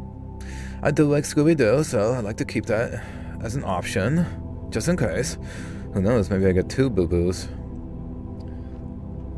Friends like that can get exhausting very fast. Yeah, because it's just kind of like... It almost makes me wonder if he has, like, some sort of weird kink to existing in a state of discomfort or something. Because, I mean, like, wouldn't it just be so much more happy to, like, exist as a single person, even if you're lonely? Even if you're lonely, like, you don't have to have somebody else. Because, I mean, like, the one unfortunate thing is that your partner as they say, and oftentimes like the wife or woman in living in a house, they very much like set the temperature. You know what I mean? As they say, they set the temperature for the home. They determine the grounded energy. And if someone is just going to be like a negative motherfucking Nancy all the damn time, then that temperature sucks and needs to get removed. Joel, why exactly does your friend have access to you? That sounds concerning. Access? Access denied. Joel knocks up a gym rat at the ripe old age of 41. Is the gym rat a 41-year-old? Or is that me? I push people away with negative deflecting. After people compliment me, it's hard for me to accept them. Have you ever rejected a girl directly or indirectly? Yeah. But I guess there's degrees in which, like, I would spare people's feelings, you know what I mean? Because, I don't know. Don't want to hurt anybody. My Porsche Goose looks like an extra from Midsummer? Your Porsche Goose. Search up Night Vortex. Oh yeah, it's like a channel. I saw it. It's like stealing my videos, but only has like 10 subscribers. I mean, I don't know what their plan is, because, you know.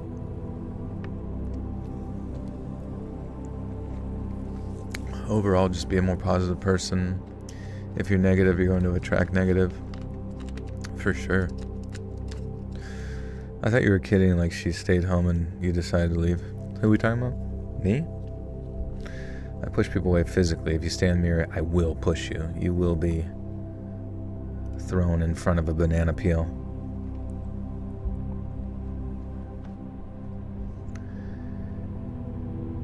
If they've been torn out via torture, then there'd have been damage to the surrounding tissue, but there wasn't. In fact, the doctors said that it appeared as if some kind of... I do not know how to say that. Onychomedisis.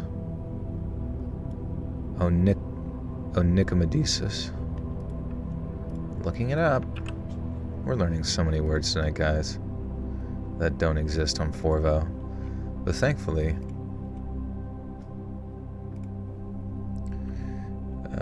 how to say this. It's a little goose statue covered in flowers. That sounds nice. How long ago did I have to reject someone? Just right now. You. Be gone. Just kidding.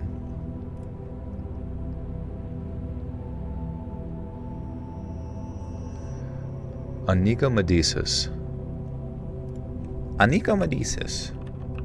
Definition. I was hoping for Joel advice. What's the Joel advice you need? I don't see your comment. People stay in toxic because it's normal, because they're always in one, but when it ends, they don't know what to do because that's all they've lived in was toxicity. Yeah, and I think that's how it is, because my buddy went through like a terrible, terrible divorce where the mother of his children became a raging alcoholic bitch, like actually like a demon, and tried to ruin his life through, you know, disparaging his character and basically trying to take his kids away. And he was like, you know, I was crucial to like getting him legal representation so he can maintain 50-50. Because I mean, his kids were like basically my kids. Like they've you know, basically my nieces, since I've known them since they were born. And like, so I think he kind of is like caught in that mentality of like, I need to have like some degree of, he needs to stay in like just a negative energy, because maybe he just thinks that's what he deserves or something. But he deserves so much more than bullshit, you know what I mean? So much more. And this chick just like is such a fucking parasite who can't like hold down a job or anything, and then like bitches at him about everything and doesn't help and doesn't do anything. It's just just such a slump, you know what I mean? A big fucking pile of pillows.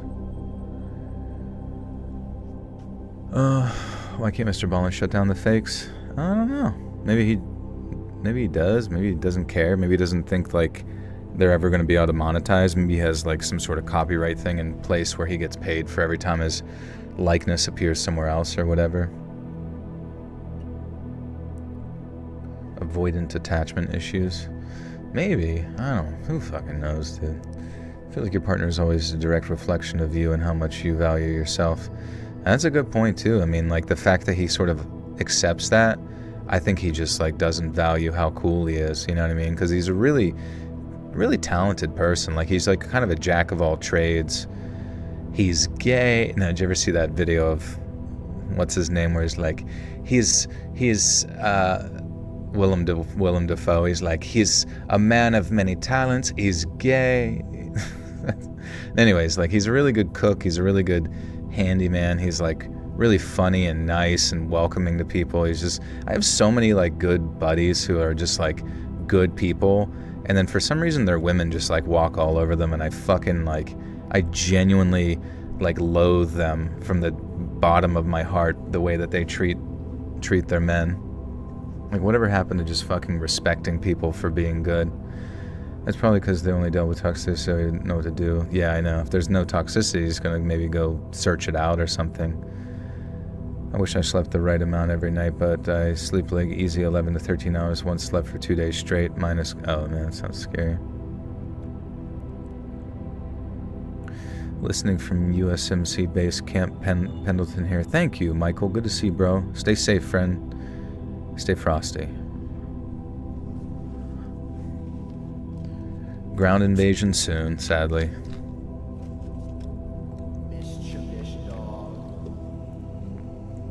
Evie Ray, welcome to the Buttersalt Cult. You now have access to bonus content.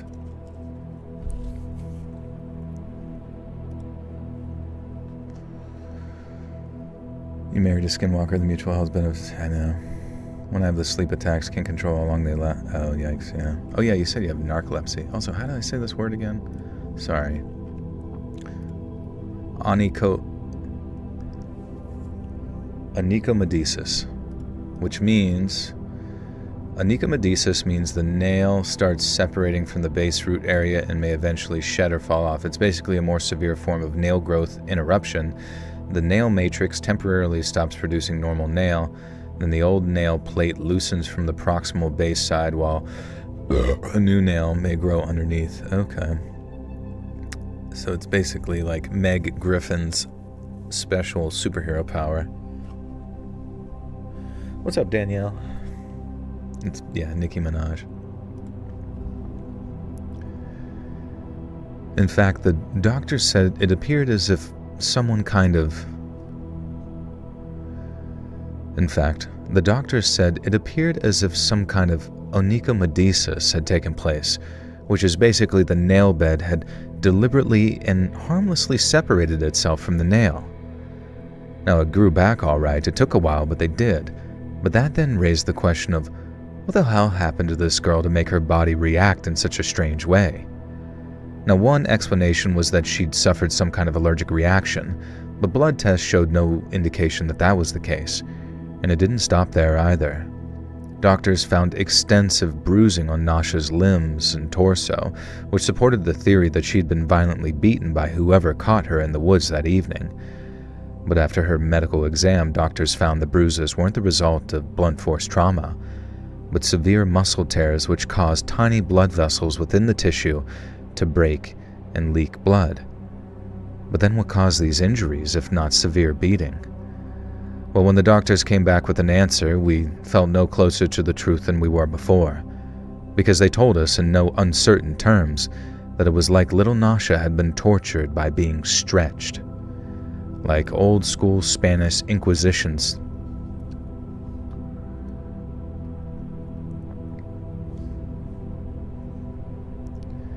Kind of like you might have found in old school Spanish Jesus Christ.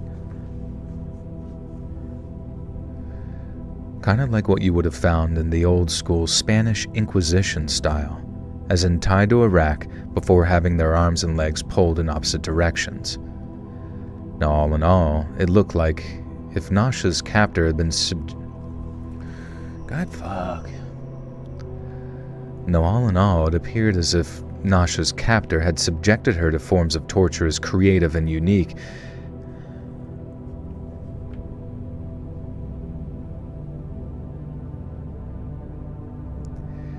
Now, all in all, it appeared as if Nasha's captor had subjected her to very nightmarish forms of torture. It's just that none of it made any sense. Why crack her teeth in such an elaborate way?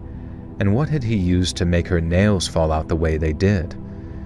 It looked like her tormentor had also done something to her eyes, as in the coming days, Nasha developed some kind of infection. But following a visit to a reservation clinic, the mystery only deepened. The doctor there, after performing a couple of tests, declared that Nasha had what's called iridocyclitis. What's happening with the Odyssey? It's crashing down before it even takes flight. Who gives a shit? Like, I don't care anymore. Like, there's so many... Like, you know how boring it's getting? Like, movies coming out, getting, like... You know what I mean? Like, basically just... everyone hating it, and then, like, within a week, you're just going to be moving on, right? You know what I mean? So it's just, like, at this point, I don't even get excited about any of the shit about, like, you know what I mean? Like, some people kind of took sort of a sense of joy in, like, the destruction of something. But it's like Hollywood never learns. Like, Hollywood never learns. It never will learn. It's never going to learn. Whatever it is in Hollywood where every movie sucks for the past decade, it is deliberate. It is a deliberate process in which to deconstruct every aspect of hero worship or, you know, old legend within pop culture. The whole point isn't that, like, you know, Hollywood's been infected by some sort of, like, mind virus or whatever anybody says. This is a purposeful deconstruction of everything that you previously kind of, like, helped you to, like, shape reality or make sense of things, all that kind of stuff. Like, it's specifically to destroy itself. And the worst part is that, like, there was like financial incentive to do these things through, like, you know, investment funds. And then at the end, whenever these, you know, projects all fail, all the studios fail, they just become more and more reliant upon the people that give them the loans, so they become more and more beholden to the devil. And so the creativity that you think might eventually spawn from some sort of indie projects or whatever the fuck, like, it's not coming back. Like, Hollywood is just going to get more and more centralized to a particular set of individuals who have financial control, and whenever things fail, they can just come up and, like, clean up the, you know, remove the ash pile and clean up whatever they have left, you know, and just buy things up at pennies on the dollar. Like, if anything, it's like more of a controlled demolition of that which is Hollywood. What do you think of the Supergirl movie? I mean, there's nothing to think. Like, I mean, I don't give a fuck about, like, just baseline. I don't give a fuck about Supergirl. I never watched Supergirl growing up. I watched Superman, kind of, on the cartoons, but I'm tired of superheroes. I don't give a fuck about Supergirl. I don't even know what she's about. I'm sure she's cool. I remember that, like, didn't she hang out with the dog? Like, Super Dog? Why didn't they? Where was Super Dog? They should have had Super Dog in the fucking movie. That would have been sick. I mean, I don't know. There's, like, literally just, like, nothing to think anymore about anything. It's just these movies exist as, like, content or slop to just, like, pile on, and you know it's gonna fail. The second you even see its name, you just, like, know it's gonna be another thing that, like, people on YouTube, and, like, I have no problem with it. Like, farm content all you want. Like, I do not care if people farm content, whether it's the, you know, what's his name, the drunken Scottish guy that does, like, movie reviews, or, like, Asmongold or whoever, you know, they basically farm the self-destruction of, like, these pieces of entertainment. But to them, it's like, and everybody's audiences, there's, like, a cathartic sense of, like, yeah, fuck you when it's happening. But to me, even though I understand how people get caught up in the culture war and all this kind of stuff, I don't see a solution. I see no solutions at the end of the tunnel. I don't see entertainment getting better. All I see is demoralization, like you said in the chat here, and its slow breakdown of what previously existed, to the point that the people that like manifested its slow breakdown will just have more control and get to push more bullshit on you later for like cheaper. And now they're going to use AI to do it. You know what I mean? Like, it's the enshittification of entertainment, and it's just going to continue to get enshittified until you essentially have nowhere to go but listen to Let's Read podcasts all day and all night, which is fine. Honestly, this is good for us. Honestly, I hope Hollywood fails. I hope it fucking destroys itself from the inside out. I hope it parasitizes itself till it's a fucking shriveled up husk, because all that means is that people are going to come over here and listen to my fucking Skinwalker stories. Fuck yeah, and they're going to fall asleep and help their mental health when they do it. The only reliable movie critic is Doug Walker. Everyone else is an ant beneath his diamond encrusted boot. I never heard of Doug before, but he sounds like a cool dude. Capitalism, but that's the thing, it's not even like really capitalism if you think about it. Like, true capitalism within the market of investment, like if you were to go back to the ESG scores that like manifested a lot of like influence over all of these like companies that push certain messages or had certain things that they had to accomplish, you know, it's like, why would companies have social credit scores that they had to make quotas for to get future investment dollars? You invest in companies that are doing well. You don't invest because they like take a knee and kiss your ring. You know what I mean? This is the failure here, Sonomi, is not capitalism. I mean, you're kind of like, when people say capitalism and it's kind of ambiguous like that, there's more nuance to it. There's a lot more information to it. And I see what you mean. Like, you could say like capitalism in the sense that these investment groups have, you know, made their way to the top doing all sorts of, I guess, accruing of capital to eventually be able to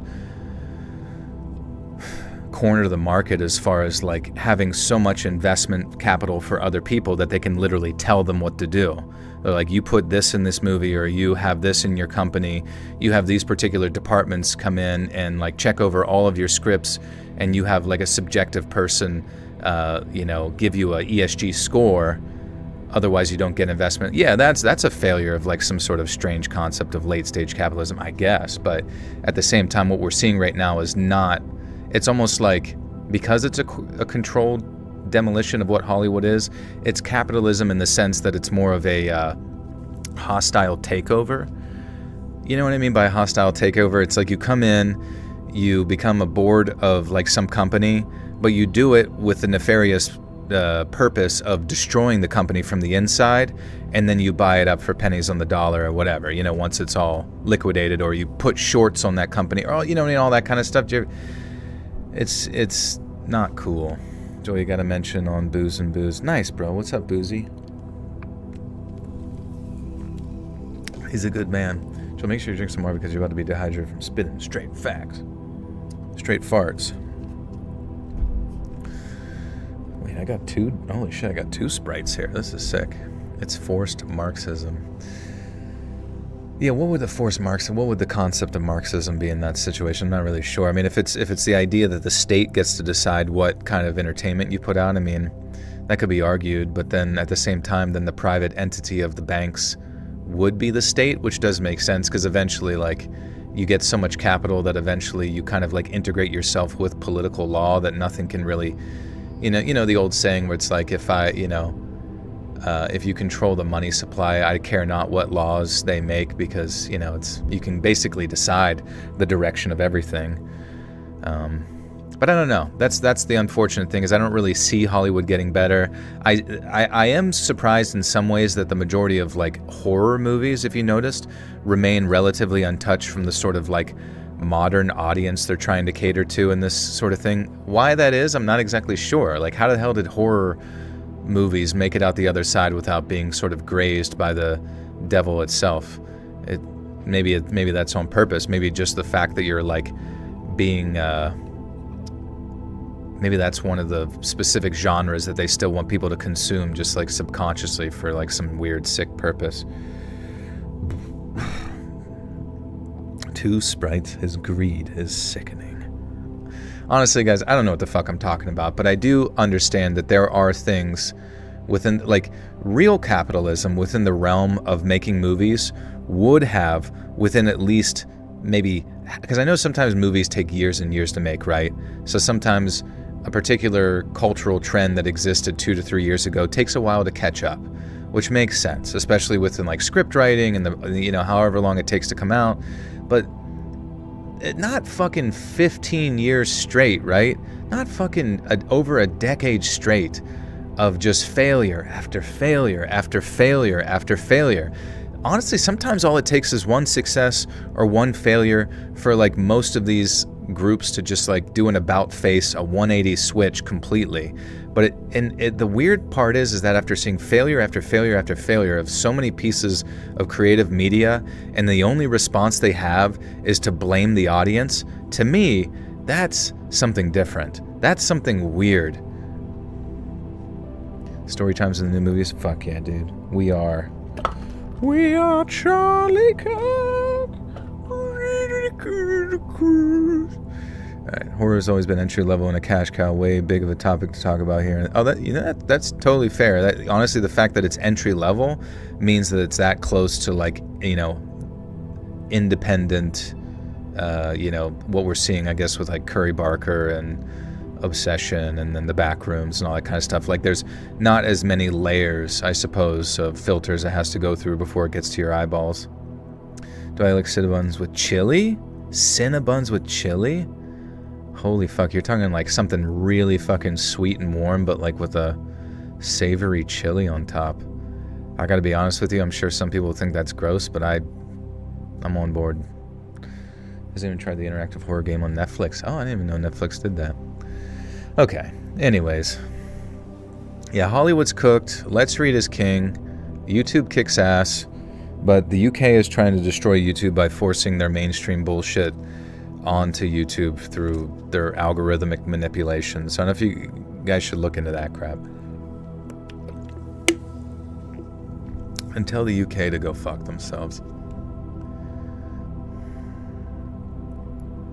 The doctor there, after performing a couple of tests, declared that Nasha had what's called dacrocystitis.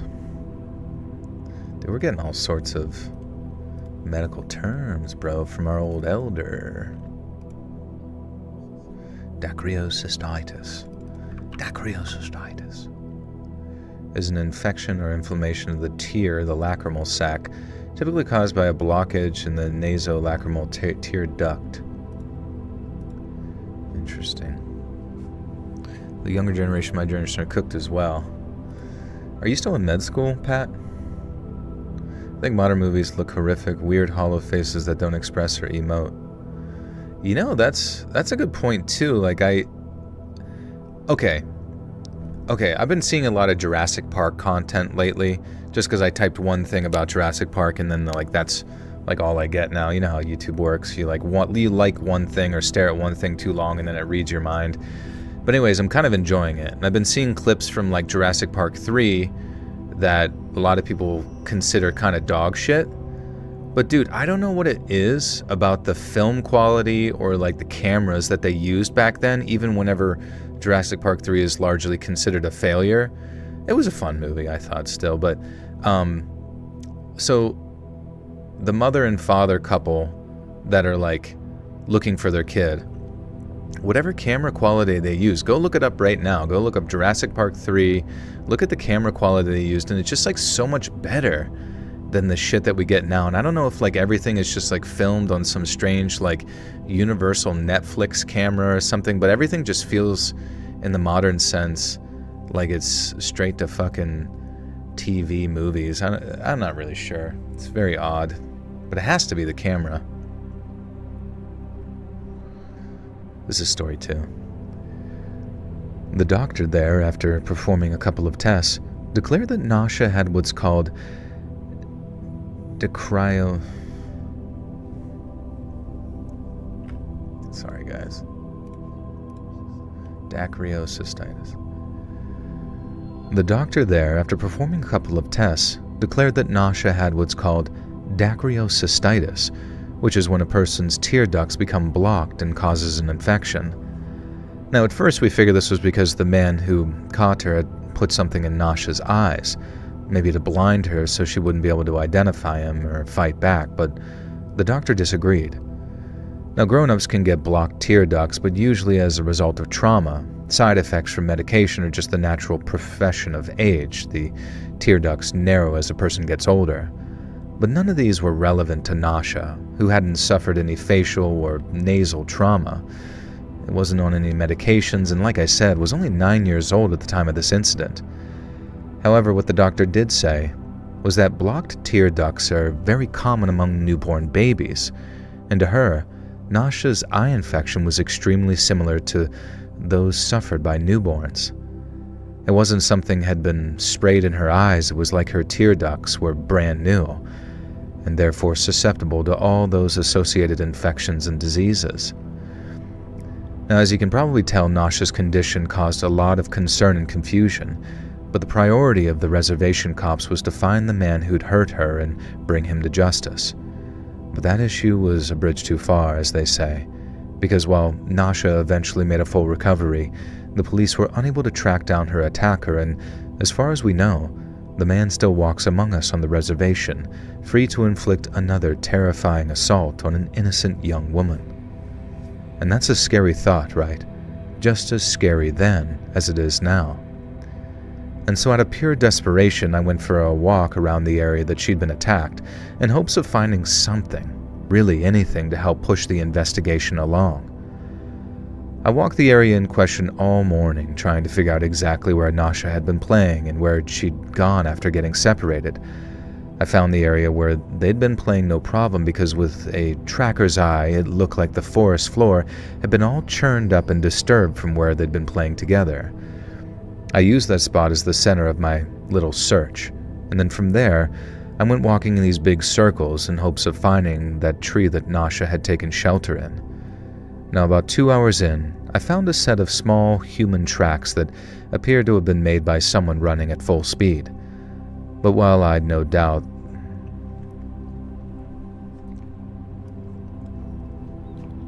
Jurassic Park 3 is coming up on 25-year anniversary. That's crazy. I remember looking forward to Jurassic Park 3 for so long. And then it came out as a kid. And I guess I wasn't necessarily disappointed, but I remember even as a kid being sad that the movie seemed to almost go backwards, where it felt like it was within a contained set, if that makes sense. Where they would interact with the velociraptors and all that kind of stuff seems like it was just on a set, or it didn't feel like it was actually outside the majority of the time, if that makes sense. They've been putting good movies on Netflix lately. Yeah, what have you been watching? Hey, been years since I caught a live stream. Hope you're all having a good day, night, evening, night from Scotland. Thank you, Wheels and Feels. Good to see you. Diet or regular Sprite? It's diet. I'm pretty sure that Tubi had more watch time and viewer retention than Netflix last year. It's time for the new king to take the throne. Tubi? Huh. I thought Tubi was made up. I thought it was when people say you gotta watch that on Blue Glue. What's grounds for rejection from you must have been really bad, because aren't you really open to finding a partner? Grounds. I think it was just the bodies in their cupboard.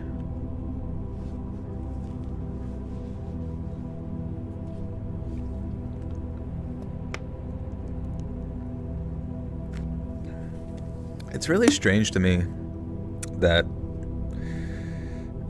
Steven Spielberg made such good movies, and then somehow this Disclosure movie was such a fucking flop. Dude, hold on a second. We're going back to the year 1998.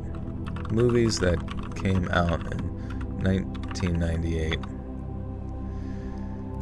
Armageddon, Saving Private Ryan, There's Something About Mary, A Bug's Life, Deep Impact, The Truman Show, The Big Lebowski. That was all in 1 year. That was all in 1 year, guys. Tell me what fucking movies come out in theaters now. I mean, obviously we had, Obsession. Or, we get one horror movie every 3 years or something that's kind of a success. You like Disclosure Day? I don't know. I've generally heard not good things about Disclosure Day, but maybe it was good. HBO turned back to HBO Max earlier this year. What did they change? Asteroid movies were the thing. They were sick. Why 1998? I just remember I remember that I think that was the year Saving Private Ryan came out, which was Steven Spielberg, you know, and there were just so many, like, you know, I think it was maybe the year 99 or 2000 when, like, Gladiator, well, let's see. Movies that came out in 1999. The Matrix, Star Wars Episode 1, The Mummy, American Pie, Toy Story 2, Austin Powers, The Spy Who Shagged Me, Fight Club, The Sixth Sense, American Beauty. These are all in one fucking year. Like, tell me, like, I swear to God we have to wait, like, multiple years before we get any bangers in fucking Hollywood anymore. It's genuinely sickening, like, how much time we have to wait between, like, okay, let's... Movies that came out in 2000.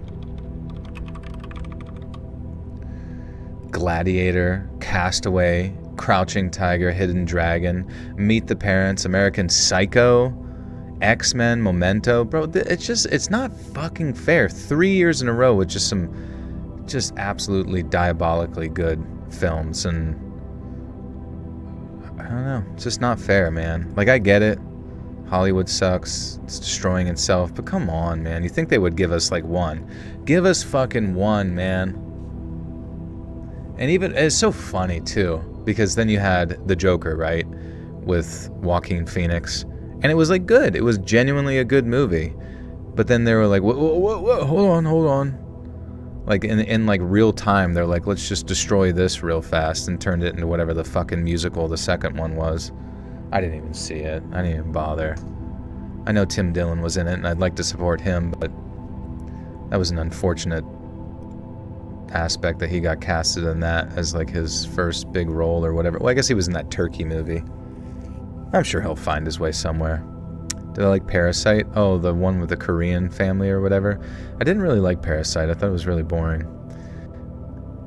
They definitely make movies I used to. Yeah, it's very strange. Because, I mean, it's not like we're at a lack of, like... I mean, maybe we are. Maybe we're at, like, a lack of just, like, talented people. Or maybe it comes down to just, like, who they're hiring to, like, run stuff. Or maybe there's some sort of incentivization process. Who's Tim Dillon? He's just a funny podcaster. Mallrats. Yeah.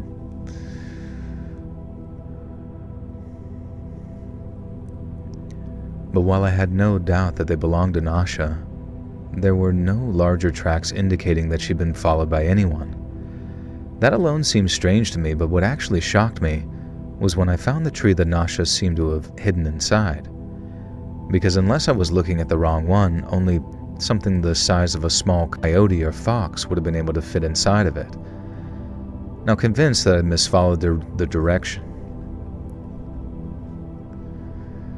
Now convinced that I'd misfollowed the directions I'd been given, and doubly convinced that I was at the wrong tree, I went looking all over for the right one. But I walked for miles and miles around the woods that morning, and I didn't find a single other tree that matched the description I'd been given. And in the end, the only thing that made sense was that Nasha had misremembered the events leading up to her attack, which, considering how patchy her memory was, didn't require a leap of faith to believe. We waited to see if the reservation cops could locate the man who'd attacked Nasha, and with a lot of hope, too, since they seemed like the only thing that'd A, bring her to justice, and B, unravel the whole mystery of what had happened to her and why. But sadly, and much to the frustration of myself and my fellow elders, our police officers were unable to track him down and arrest him, which, like I said, is something that still causes me a great deal of concern even all these years later. Now, I could end the story here, I guess. It's frightening and mysterious enough for me to pass it on, but I guess it's not altogether complete unless I mention a conversation that I had about a year after with another elder over a few cups of coffee. We were talking about the incident with Nasha, and thankfully by that stage she'd fully recovered and was back to her regular happy self again. Now, I talked about it with this sort of we dodged a bullet attitude because realistically, things could have been so much worse for that poor girl.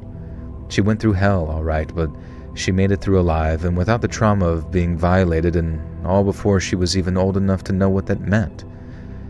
But the elder I was talking to, he didn't seem to share that same sense of relief I did. I asked him why the whole incident still unsettled him so much, wondering if it was the perp going uncaught or something deeper that was bothering him. And as it turned out, it fell very much into that something deeper column. He said it was something he'd been thinking about after I'd mentioned the hollow to him, and how it looked too small for even a girl like Nasha to climb into. He mentioned that in passing to another elder, a much older man, and when he did, the older of the two seemed terrified. He said he knew of some similar incident that occurred many years prior, one which had almost all the exact same details. Girl goes missing, shows up again with strange wounds and no memory of what happened. Everyone was just glad to have her back for a while and treated her like some victim with these kid gloves. I was actually strapped down to a chair Clockwork Orange style. I was forced to watch Deadpool and Wolverine until my flesh bled. Was it? I think I saw that one. I think it was okay, but you know, once again, like all these movies that do really well get $1 billion. Like, I want to see the statistics on like how often people watch the movies again. You know what I mean? It seems like there were so many classics in the past that you could watch over and over and over, but a lot of movies just come out, make some money, and then you just like, I don't really give a fuck. I'm not watching that bullshit ever. I did love Netflix, just on Tubi now refuse to pay N's high price and don't want ads to pay less. It was fucking weird, yeah. Like the thing they don't realize is you're supposed to make the product shitty first and then it gets better. You're not supposed to make the product shittier as time goes on, you freaking jerks. It's just so stupid. Same with like PlayStation, same with all the bullshit. Who's my favorite actress? Indy Navarrete. Nah, I mean, she obviously did amazing in Obsession, but honestly, anybody.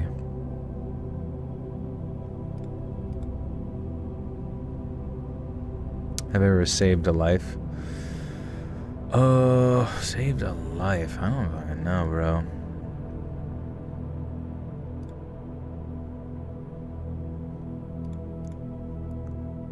So many movies and television have no staying power anymore. And when was the last time you heard of anybody talk about long legs? I know, right? Like, I was just talking the other day about how fucking incredibly stupid Long Legs was. Like, you know, Nicolas Cage is cool, whatever, love him.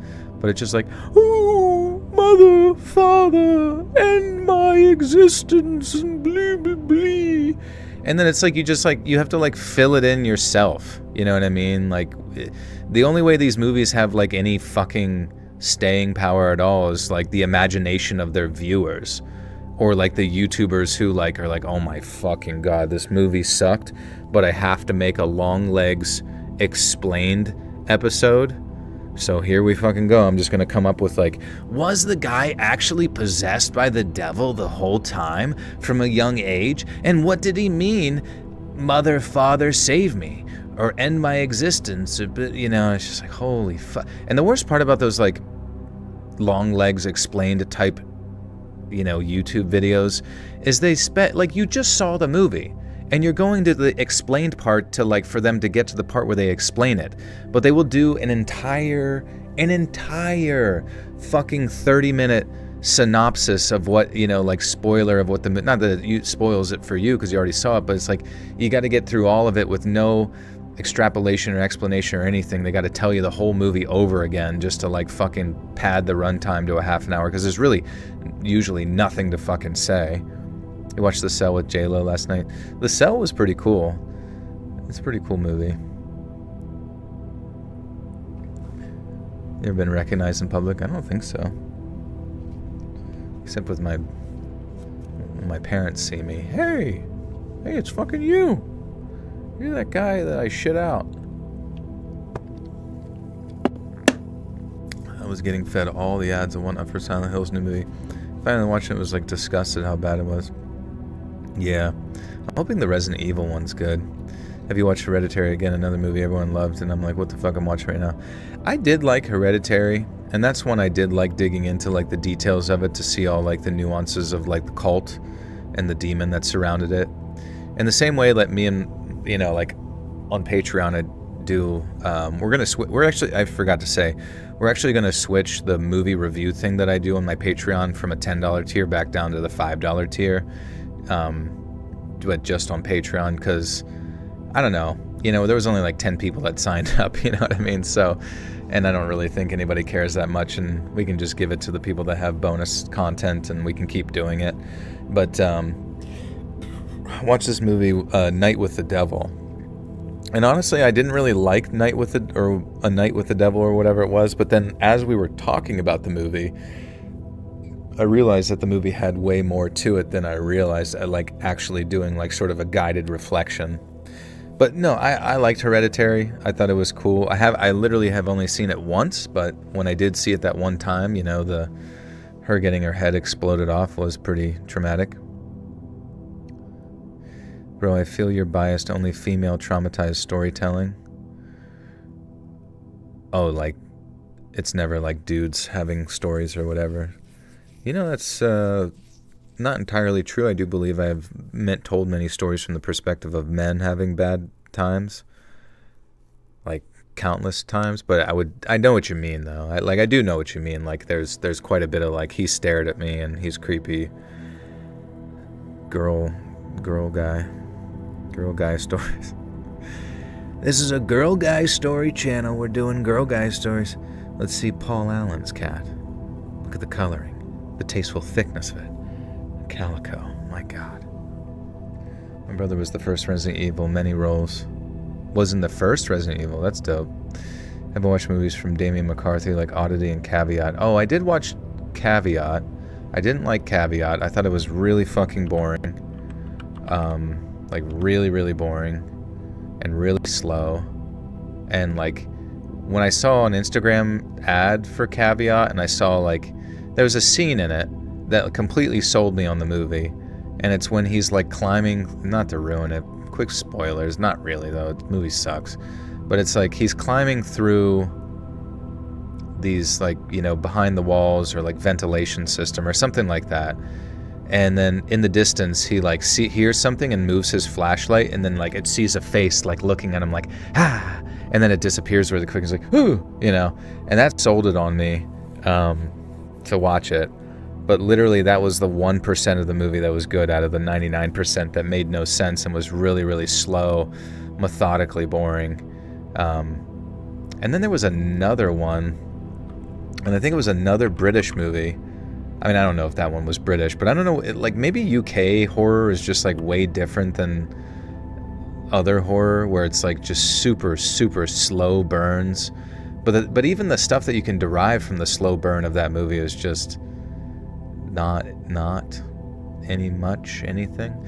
Caveat wasn't as good as I was hoping. Hokum was better. Did you see Possum? That's what I was saying. Possum. That's the one I wanted. Possum was terrible too. Possum was really bad. Possum and Caveat like were both like sort of British movies in my eyes, and they were so fucking boring and slow, like almost like they're constantly like blue balling you, thinking that like something is going to happen or there's going to be some degree of revelation. But it kind of reminds me of like watching an episode of Salad Fingers. Like imagine existing within the realm of Salad Fingers, but there's Salad Fingers isn't there, and it's not like kind of like darkly comedic. It's just like it's basically just like trying to keep you in like a catatonic depressive state, which might be a manifestation of what it's like to exist in the UK all the time with its fucking cloud coverage, I guess. But holy shit. Maybe the only way to enjoy it is like 8 pints of fucking beer. Wicked! Remain. Welcome to the Buttersock Cult. You now have access to bonus content. Has anyone seen Hokum? I only learned about it through a Reddit post where someone taped a picture of the monster to a lady door, and after what? I did see Hokum recently. You know, it was better than those other movies. It wasn't my favorite movie ever, but it was, you know, it was a mystery. I like the fact that it was mysterious. The absolute dread of how the mom was going to react to the teen son bringing back the young decapitated son on top of the screaming from the mother when the... Oh, yeah. And Hereditary, yeah, that movie was... That shit was good. We made a 100% atmospheric horror movie by just existing in the UK. It's a bit stabby, wouldn't you say? JK. Alright. Everyone was just glad to have her back for a while and treated her like a victim. At least until she made her family victims too, when she set their trailer on fire in the middle of the night. Now neighbors came out to put out the fire once they realized what was happening, and at first they thought that little girl was hopping around in a panic while screaming in terror. But she wasn't. She was dancing. And those weren't screams either. She was laughing, both maniacally and in a voice that was no longer her own. She was changing right before their eyes, and then when she saw her horrified neighbors approaching her, the girl dropped to all fours and went bounding off through the trees before vanishing from sight. Now, a few people went after the girl, but most stayed to put the fire out. And then by dawn, the fire was out, but the girl was nowhere to be found. And that's when people started to talk.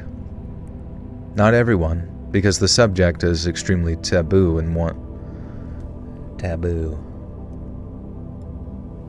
Favorite horror movie of all time? I don't know. I mean, I always say, you know, The Shining. But the reason I say The Shining is because I just feel like there's so many layers to it. But at the same time, I can't overtly say it's like that extraordinarily scary. It just like, and I don't even really watch it that. I don't even really watch it that much, or I haven't seen it that many times. But I don't know. I've honestly come to the conclusion now that I sort of just low-key somewhat hate horror. After consuming so much fucking horror and horror movies and horror bullshit, I think horror fucking sucks. I think horror movies kind of fucking suck. Overall. Because they, like, not all of them. But, like, a science fiction has to, like, tantalize your brain. It has to come up with a new thing. It probably has to, like, make up some degree of science-y bullshit to make you, like, be interested in it, right? And kind of conclude that maybe it could be real, while also potentially having horror elements involved, you know? So it's like some aspects of intelligence, but like with horror, like I remember when I first started reading creepypasta shit on the channel before going to the True Scary Stories. I remember I legitimately was like, so I put my nose up to the air because I was reading like science fiction on the channel. I wasn't making any money, right?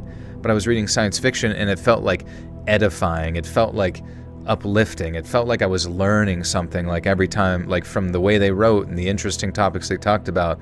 But I remember one of the first things I read on the channel, and I don't even know if I included it. It literally was just about like somebody's toy bunny that they had as a little kid, and then the toy bunny comes alive and just like rips their whole fucking family apart, and I'm just like, what the fuck is this? What the fuck was that, you know? And and it's not like that's terrible, but it's just like horror sometimes just, I guess is the term, insists upon itself. Like it just happens because it happens. There's no explanation, there's no reasoning behind it. It's just a big old bunny comes up and rips their parents to shreds and then bounces off into the woods. And that was spooky when you're fucking 12. What about a horror movie, Don't Breathe? What do you think of that? I don't know if I've seen that one. Don't Breathe. I don't think I've seen this one. And there's a sequel.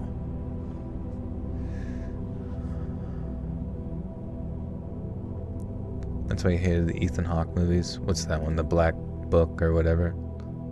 The Ritual? Have I seen The Ritual? I feel like I've seen it.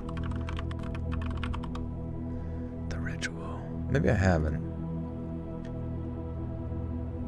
Big old skinwalker monster.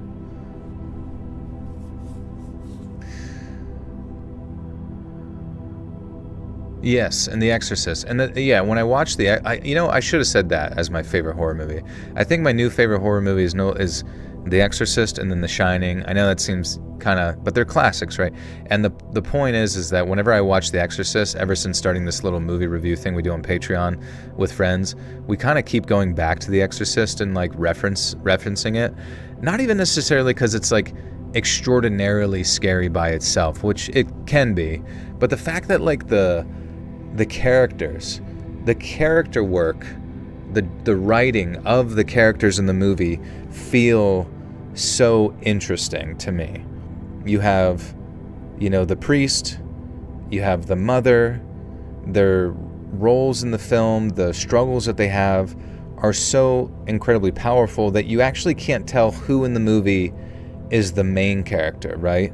Which I think is a really cool thing to do, where it makes you actually enjoy everyone that exists within it. And I think to me that was the most important part about that movie, was how it makes you sympathize or feel very connected to all of the individual characters because of the writing.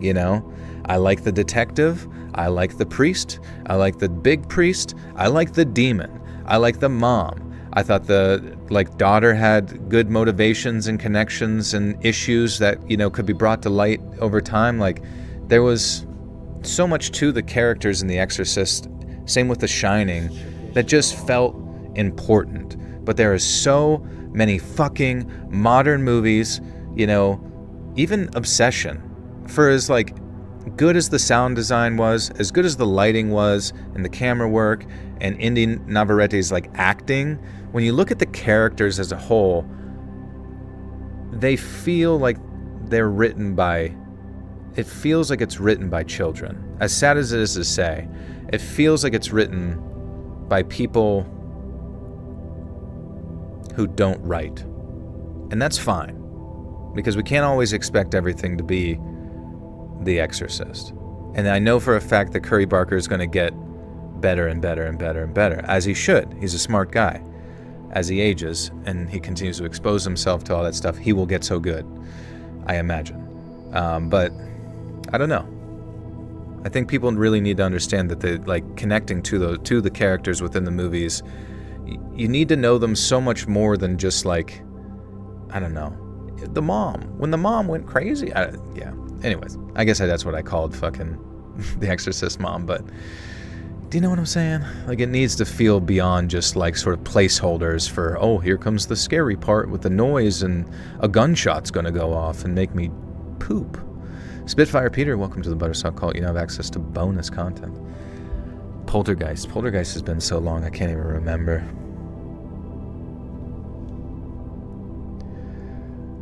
Not everyone, because the subject is extremely taboo, and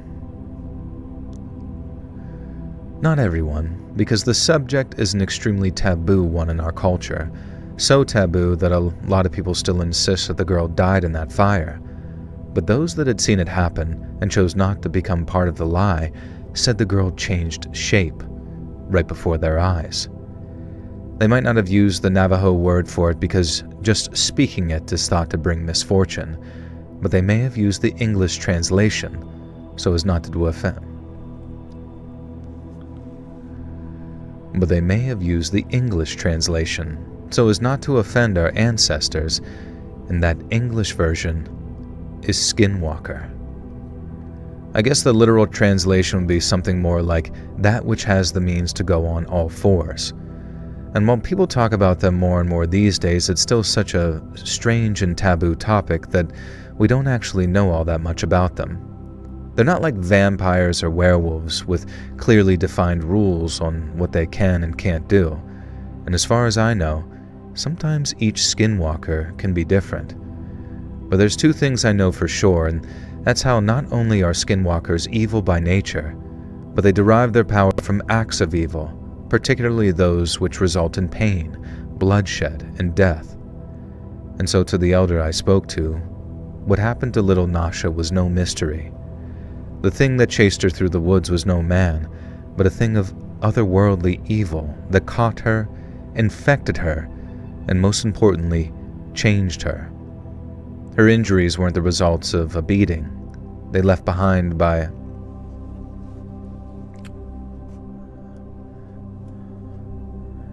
The new It films are great examples of bad modern horror. Those movies are 70% boring, predictable jump scares only get you because they play a loud sound. Yeah, I'm kind of sick of loud sounds, you know what I mean? I would say in a weird way, Obsession did a great job with their jump scares where there was something strange about the sound design where it certainly had loud sounds, but it like played with tension in like almost like an instrument, you know what I mean? The Conjuring was okay, you know what I mean? That one scene where like the, you know, laundry falls, like the wind blows it and goes on to like the shape of a human, and then it goes up to the window, and then something's in the window. That was pretty sick. But yeah, and the It films, you know, the It films were fine. They were fine. I do miss, like, you know, what's his name?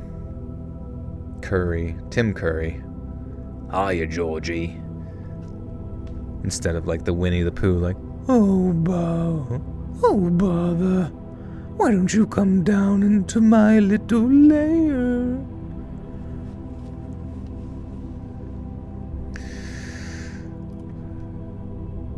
Her injuries weren't the result of a beating. They left behind a powerful and horrifying kind of metamorphosis, which turned her from a person into something else. It all made a sick kind of sense in a way. Her cracked teeth, the muscle tears, the infection that only newborn babies seem to get. But I try to draw a line between tradition and modernity, and to me, what my fellow elder was describing was a physical impossibility. I respect our traditions, I always have and I always will. They're everything to me. But at the same time, I can't bring myself to believe what certain people say about skinwalkers. I believe the fire wasn't an accident, and then maybe the girl's reaction was caused by the trauma of what she'd been through. But I don't believe that she transformed into some animal, and I don't believe little Nasha did either. And no matter how taboo some people find the idea, to me, the alternative is just far worse. I believe there's someone who gets their kicks inflicting strange and vile tortures on innocent young girls. Someone in our community, too. And that same community is so in denial about it that some choose to believe in old fairy tales rather than look at what, to me, is a clear and present danger. And it's only a matter of time before it strikes again. Silence of the Lambs. Yeah, I don't even really consider Silence of the Lambs a horror movie, but once again, fantastic movie just because of the character work. You love, like, every one of the characters sticks with you. And I love mysteries. Mysteries are just so much more satisfying than whatever the fuck most horror movies are doing. Like, literally most horror movies just kind of like progress forward, and then rather than having like some degree of like revelation or anything, it's just like, here's the next gross part. They eat a cat. They are going to eat cat meat in this next part.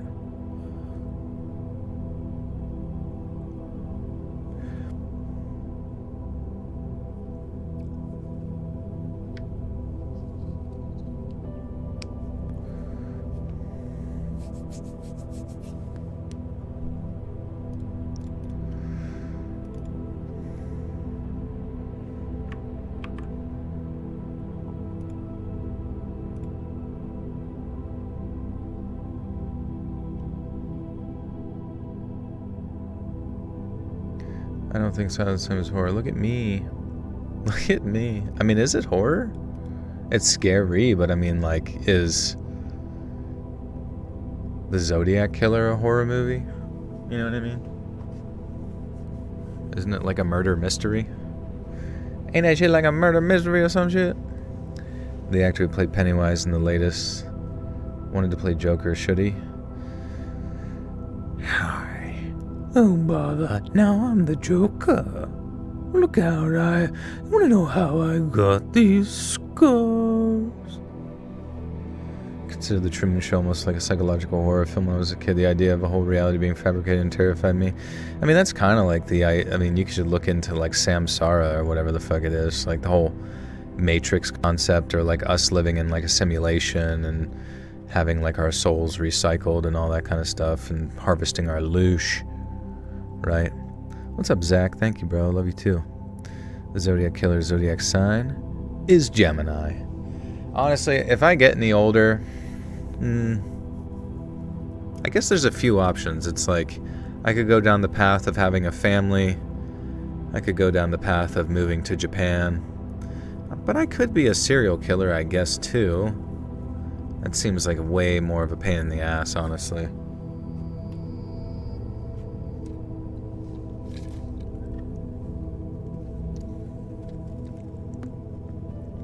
I prefer sci-fi, psychological thrillers, or mystery rather than horror.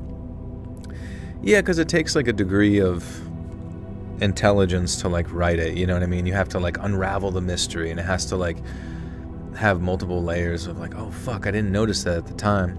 Well, that's a good point. I could be a serial killer in Japan. Just kidding, Japan.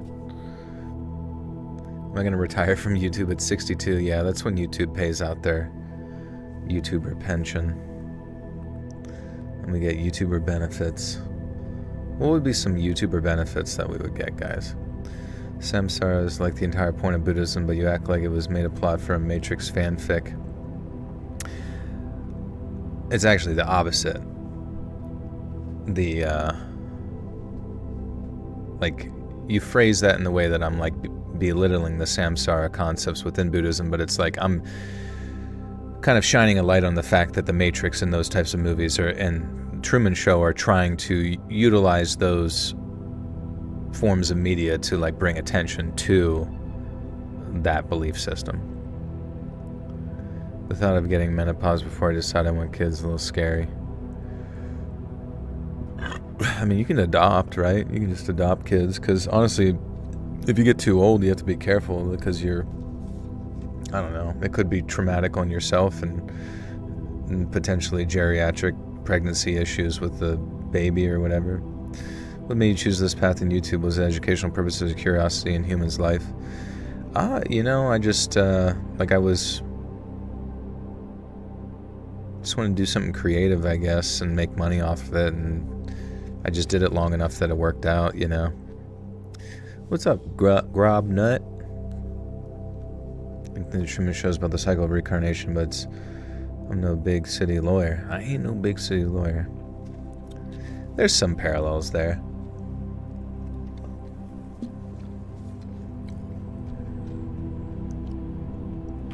I haven't seen The Omen. I'll check it out, though.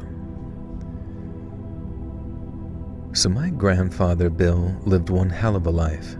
He grew up in the early 1900s in a poor family from Oklahoma City, so even at a young age, he was put to work so he could bolster the family income. So he was a pin setter at a bowling alley for a while, and then he worked as a crow scarer before a brief spell as a mudlark. Now the first is exactly what it sounds like, but the latter was when people would scour muddy riverbanks for valuables, kind of like those New York City dirt divers who go digging for treasure in the Diamond District. Now by the time he was a teenager, he'd already worked on the railroads as a lamplighter.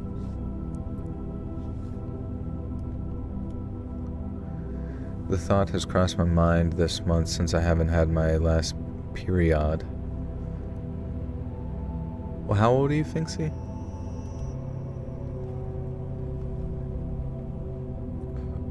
So happy this is supposedly not AI. Supposedly. I'm the most reactive AI live stream you've ever seen. I actually would love to see if they could somehow simulate a streamer with AI. You know what I mean? Like, actually make it like as entertaining or interactive as like a human personality. If we could get to that point, but you know how AI is right now, it just sounds fucking terrible. I thought Jim Carrey was funny, but I did not find it a plot of Liar Liar entertaining as a kid, weirdly. Like, I didn't like seeing him be a guy that does that stuff. He's supposed to be nice. Exactly. He's supposed to be a Mr. Nice Guy. Joel, if I were to give you my email, would you read my story and rate it for me? Wait, did you send it? Did you send it? Send it over? Might be able to throw it in at the end if it's like decently edited and interesting. Let's read submissions at gmail.com. And keep an eye out for it.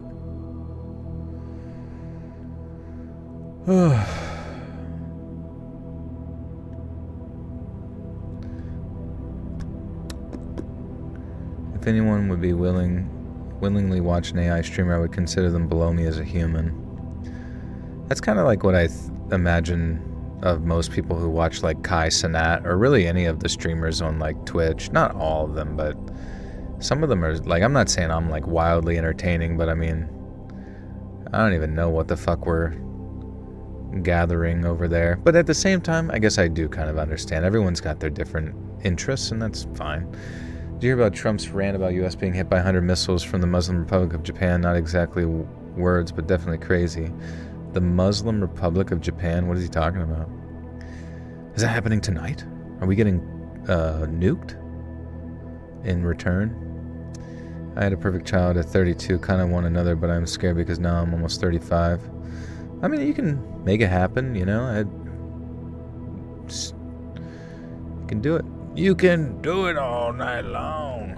Submitted a story a few times now. Urbexing abandoned building exploration. Any chance that you added to the... Yeah, definitely can. Urbex is something that I want to get back into looking for. Congrats on your acceptance to Streamer University. Thank you. Yeah, you just let me in. Twitch is fried. Twitch is just boring. Like, everybody on there is just like boring, and they all like kind of suck each other's wieners to like try and move up the social ladder, but it's just weird. It's like you're moving up the social ladder of what? To like entertain a bunch of little squingles?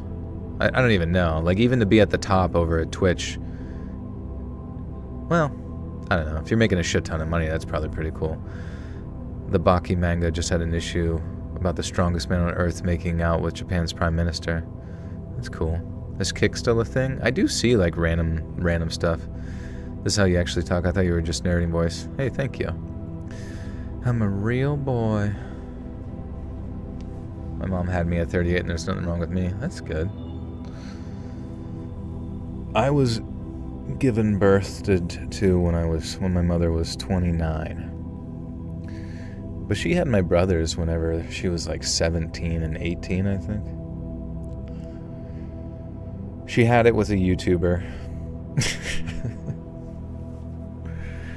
She had both of my brothers with EDP 445. Time to smoke a joint and listen to the Slump Nightly thing. Thanks, Zach. Dude, 35 isn't old enough to be scared to have a child alive. Those beliefs are very outdated and untrue. There you go. Yeah. Does the background music occasionally say mischievous? Joel, it's a mischievous frog. It was from like a... What's his name? Chills. It was from a Chills video. My mom birthed me at 16 and I have a few problems.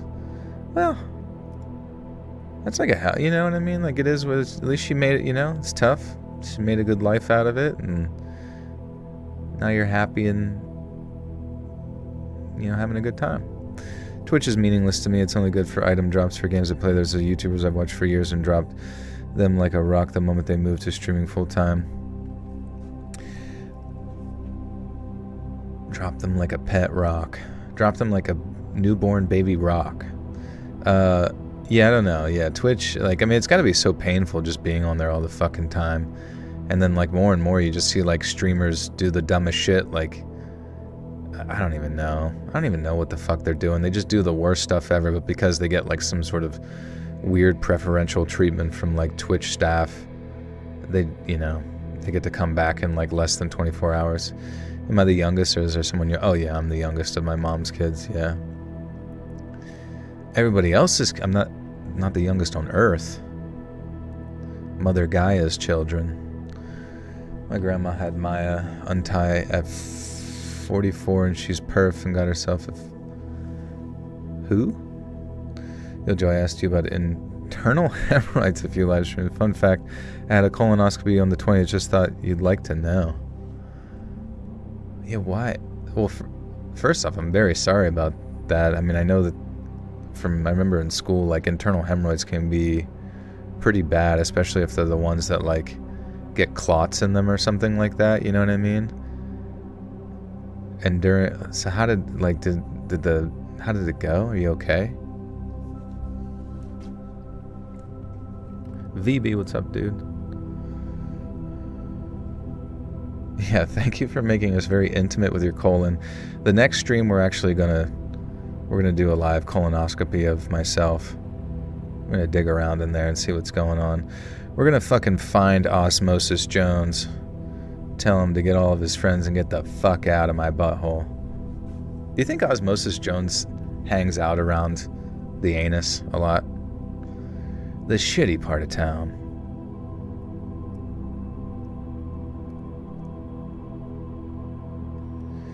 Why do you hate being an only child? My cousin is one and loves it. I don't want my son to be sad if he is one, though. Who are you talking to? By the time he was a teenager, he'd already worked on the railroads as a lamplighter and a rat catcher's assistant, believe it or not. And then he worked his way from an ice cutter to an elevator operator to a cigar factory worker.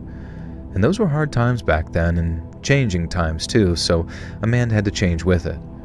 But at the same time, he always needs bread in his belly and a place to lay his head, so my grandfather Bill started looking for an industry that would bottom.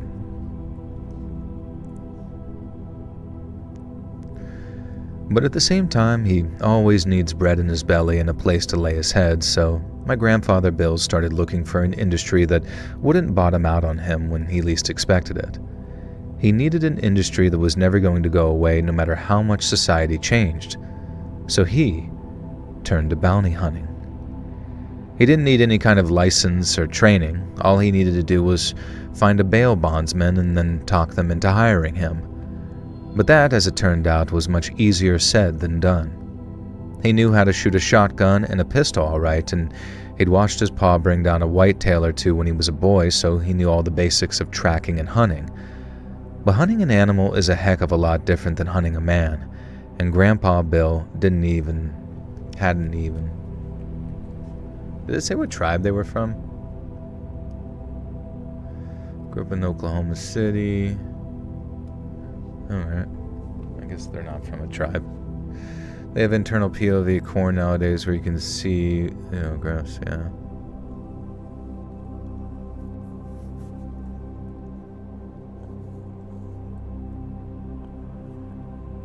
I have 5 siblings and I'm not super close with any. We are friends, but only see them once a year. I have a 35-year-old coworker who drinks 3 monsters a day. Yeah, that sounds scary. But hunting an animal is a heck of a lot different than hunting a man, and Grandpa Bill hadn't even pointed a weapon at another person, let alone pulled the trigger.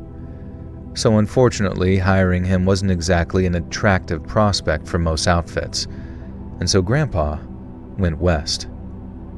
He bought a horse and rode into Texas and then stopped at Armadillo to see if anyone would hire him. They told him to keep on going into New Mexico and that once he got to Albuquerque, he was sure to find someone desperate enough to hire him. And while those Texas bounty hunters weren't exactly polite, they weren't wrong. Grandpa Bill found no work in I'm tired, man. My eye, I'm so sleep deprived from these past 2 nights. My eye is twitching, my eyelid. How the fuck do you say this place?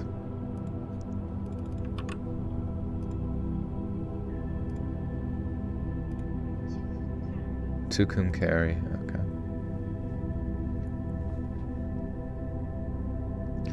So wait, that person came in here, told us about their butthole, and then just bounced. They didn't even give us any updates on how things went. I tell people who drink energy drinks to stay away from them while actively drinking one. I've been in an abusive relationship with Mango Loco for nearly 5 years. Keep your distance. Why sleep deprived? I don't know. Just can't fucking sleep. Couldn't sleep the other night. Couldn't sleep last night. I started to drift off and then just wake up. It was just terrible. It was fucking terrible. Grandpa Bill found no work in Tucum. Oh, he said he would update. Okay, thank goodness. They said their colonoscopy is on the 20th. Oh, okay. You see, you're not supposed to scroll on your phone while you sit on the toilet. You're not supposed to scroll on your phone. It sits there and allows pressure to get to your butt, and then things that start to explode. Don't push too hard. Don't push. When you gotta poop, you let it get your protein. Your colonoscopy on the 20th. I'll definitely update y'all. Sounds scary though, man. Or does it sound scary? I don't know. To need a colonoscopy for hemorrhoids, because hemorrhoids are pretty common with people, but I didn't know how bad it was for you to the point of needing like medical intervention or whatever. Am I filled with guilt or something?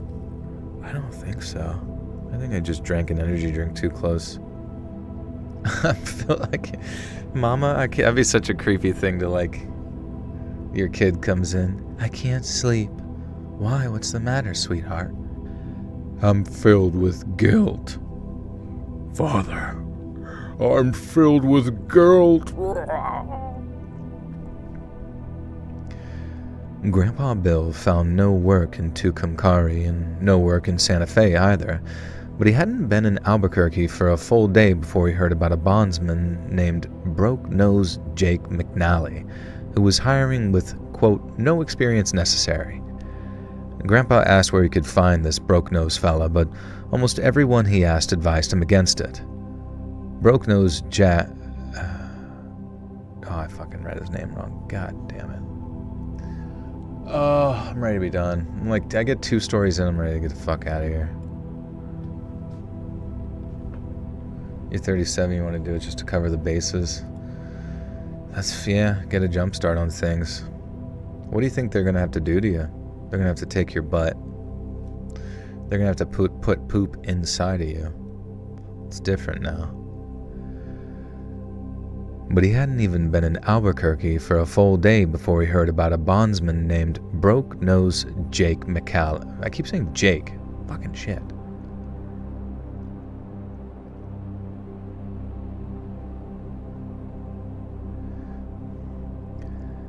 But he hadn't even been in Albuquerque for a full day before he heard about a bondsman named Broke-Nose Jack McNally, who was hiring with no experience necessary. Grandpa asked where he could find this broke-nose fella, but almost everyone he asked advised him against it. Broke-Nose Jack only hired those with no experience so he could use them as cannon fodder or in whatever harebrained misadventure he had planned. Grandpa took their advice and kept on looking for bondsmen who had both a good reputation and a willingness to hire without prior experience. But as you can imagine, that wasn't easy. Grandpa was almost 22 by the time he arrived in Albuquerque, but apparently he didn't look a day over 16. Even big-shot bondsmen he spoke to would offer him fatherly advice, like how he should bring up some experience in the army or as a deputy sheriff. That, or they'd just laugh him out of the saloon while telling him to go back to Okie.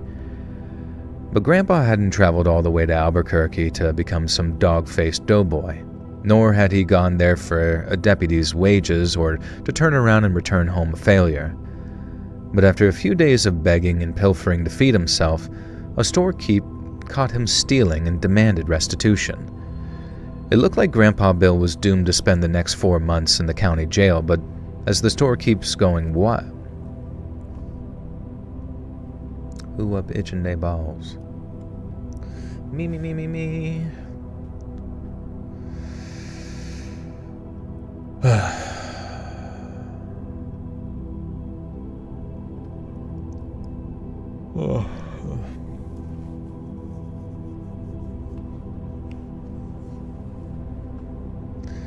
We are over 400 viewers again. Things are looking up, folks.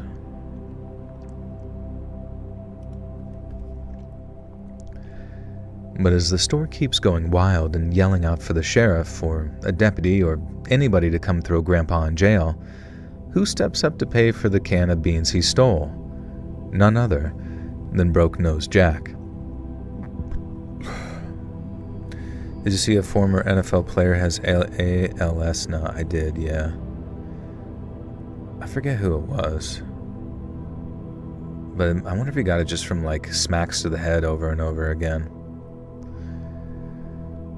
But as the store keeps going wild and yelling out for the sheriff, or a deputy, or anybody to come throw Grandpa in jail, who steps up to pay for the can of beans he stole? None other than Broke-Nose Jack. Grandpa said he thought Jack had only paid for his meals so he'd be indebted to him, but it turns out Jack had no such intention. He had, however, heard Grandpa had been looking for bounty work and wanted to know he hadn't come. Wanted to know why, maybe?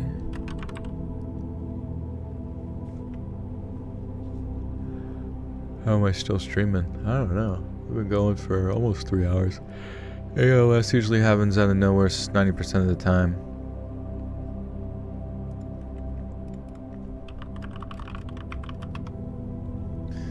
Let's check.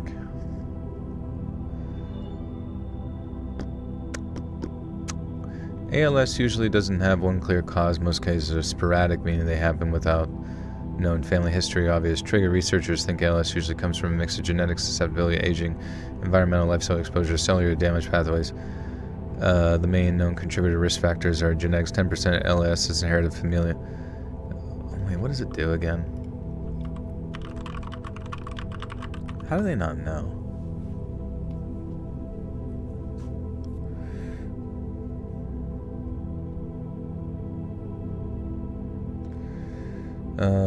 ALS attacks the motor neurons, the nerve cells in your brain and spinal cord that control the voluntary muscles, including muscles for walking, gripping, speaking, swallowing, and breathing. As those neurons break down, the muscles stop getting signals, so they weaken, twitch, shrink, and eventually stop working. Progressive weakness, muscle twitch, damn.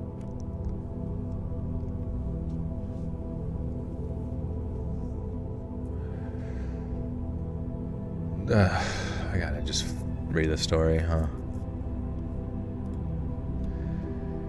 He had, however, heard Grandpa had been looking for bounty work and wanted to know why he hadn't come to him first. Grandpa relayed all he'd been told about Broke-Nosed Jack being a slippery son of a bitch, but Jack just laughed. He said that he'd lost a couple of hires on bounty hunts before, but so had just about everyone else. The reason people talked crap about him so much was because he had a way of getting the biggest bounties before everyone else. That, and his father had fought for the Union back when he was a boy. Grandpa Bill complained that no one would hire him without experience and asked how the hell he was supposed to get any at all.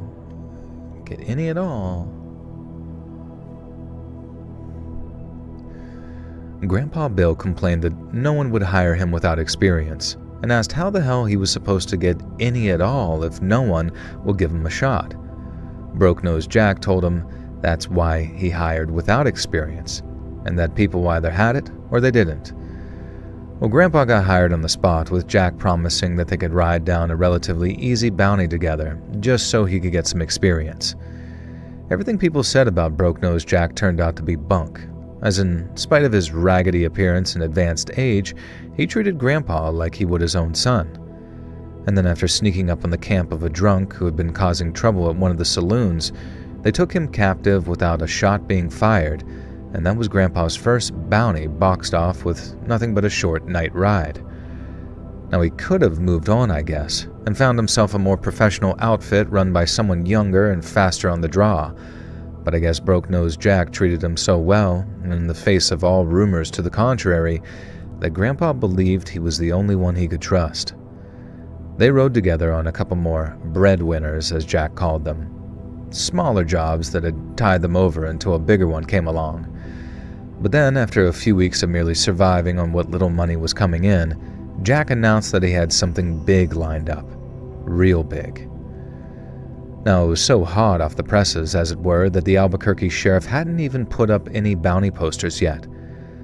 But since he and Broke-Nose went way, way back, Jack got the tip before anyone else did. And that was how he stayed one step ahead of the other bondsmen and bounty hunters. Not through any nefarious means, but through knowing the right people. But even if word of the court-ordered bounty did reach the ears of Albuquerque's bondsmen, Broke-Nose still wouldn't have faced fierce competition, and all on account of who the bounty was. For the past few years, word had been filtering down from Colorado about a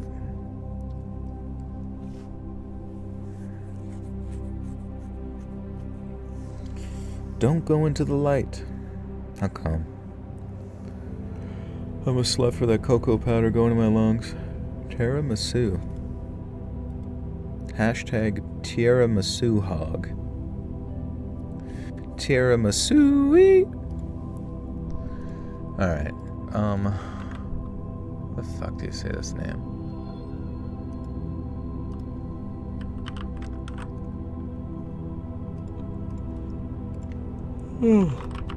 Oh my god, I'm gonna go to bed tired again. Fuck my life.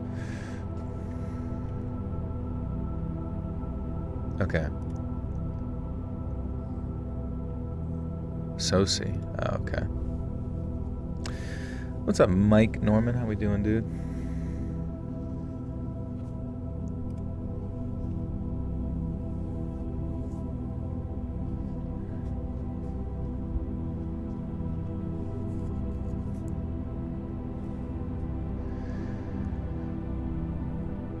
Slim wasn't his real name. It's just the English... Oh, what the fuck am I reading? Shouldn't you go to bed tired? Or, yeah, what I meant is that I'm so tired that I'm gonna go to bed. I need to go to bed now.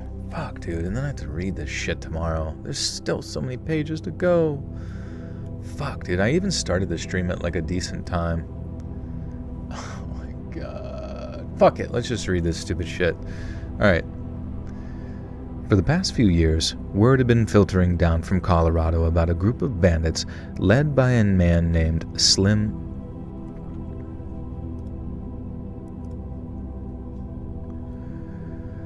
For the past few years, word had been filtering down from Colorado about a group of bandits led by a man named Slim Sosi. Slim wasn't his real name, it's just the English for that Navajo word Sosi, which in turn was a little more than an alias he used. Slim and his boys used to rob trains, trucks, and travelers. They even hit general stores or banks when they were desperate enough. Slim himself would never show any of the robberies. His boys did all the dirty work for him. Slim Shady. Slim himself would never show up at any of the robberies. His boys did all the dirty work for him, but you always knew when it was them that had done it because of the terror and bloodshed they always left in their wake. And they didn't just kill indiscriminately, they threw their own lives away too. They'd do things like ride with a vanguard, whose sole purpose was to tie down the cops while they burned and looted. It didn't seem to matter if half of them were doomed. They rode anyway, like the only thing that was important was getting Slim Sosi his money. Now these were a couple of bounties over in Colorado with his name on them, but... Hey, Sheena Bud, welcome to the Butterstock Cult. You now have access to bonus content, thank you. You got the fedora though, so that means you've been around for a while. Why is YouTube so glitchy with its streaming, man? Yeah, someone needs to tuck my ass into bed, bro. I wish I had like a stand-in narrator, someone I can tag team out.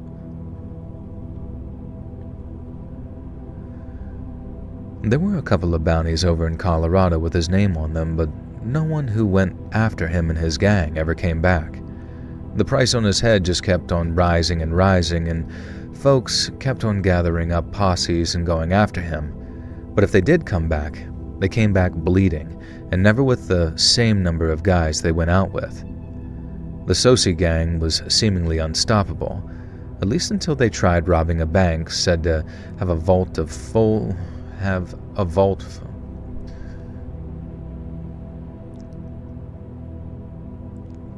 Put me in, cockroach.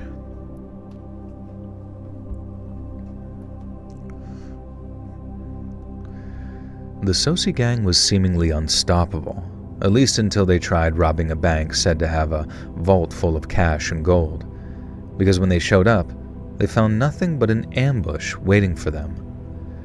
Slim Sosi must have spent pretty much every man. God damn it. Yeah, I need a homunculus who walks over. Hey, I'm SKINWALKER here. Slim Sosi must have sent pretty much every man he had at that bank, because word is about What the fuck is this saying? Jesus Christ. Slim Sosi must have sent pretty much every man he had at that bank, because word is about 30 to 40 riders showed up, all wearing masks and shooting their guns in the air. But a bunch of federal agents were lying in wait atop nearby buildings, and when the Sosi boys were least expecting it, they opened up on them. It was a massacre, and since only a handful of the riders were smart enough to turn tail and run, the streets of that little Colorado town ran red with their blood. The feds chased them all the way up into the hills near the Arizona state line, but lost them among the hills, trees, and caves of what by then was the Ute Reservation. The feds kept on searching for a while, but found no one. Then come late spring of that next year, and there's a robbery in this little town called Twin Lakes in northwestern New Mexico. Only one person survived it by playing dead after he'd been shot, but he was quite certain that the man who shot him looked more like some kind of medicine man than any kind of bandit. And based on that description alone, the Albuquerque sheriff was sure as eggs is eggs that it was Slim Sosi they were describing. Putting a bounty on him at full strength would mean sending men to their deaths, but in a weakened state, a team of savvy bounty hunters just might be able to bring him in, dead or alive. The price on his head wasn't as big as it'd been up in Colorado, but split 3 or 4 ways, I'd be enough to...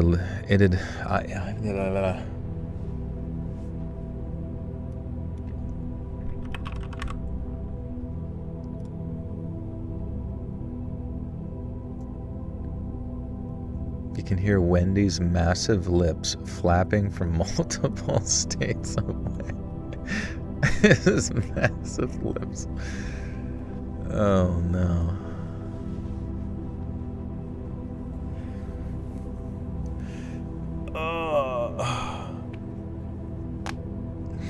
It's so funny. I see so much like random like Wendigoon hate on like just random shit online. I'm like, how the fuck are you gonna hate Wendigoon, dude? He's like, it just seems like the nicest boy.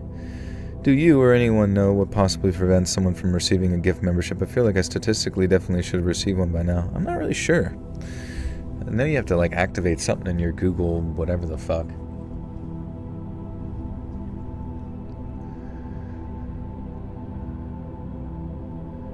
The price on his head wasn't as big as it had been up in Colorado, but split 3 or 4 ways, it would be enough to live comfortably on for about 6 months to a year. And that was just the kind of money Grandpa Bill was looking to make. So instead of suggesting that maybe the Sosi gang was a bigger mouthful than they could chew, he helped Broke-Nosed Jack recruit a 3rd man, and then they rode for the hills and towards certain death. First came the reconnaissance, as Grandpa Bill, Broke-Nosed Jack, and a man named Marcus Washington rode from village to village asking local Navajo where they figured that the Sosi gang might be held up. In all but one case, they suggested a hill overlooking Bull Canyon. There were caves up there, lots of them, and while one side gave them the cover of dense forest, the other side looked over the canyon and asked as a kind of look... Asked? Watch Cassidy Campbell? No, who's that? And axed? What is it? And asked as a... Acted. Oh, acted. What's the point of an editor if they don't edit? Is the person who sent me bad messages left me alone? Who's that? Long time ago?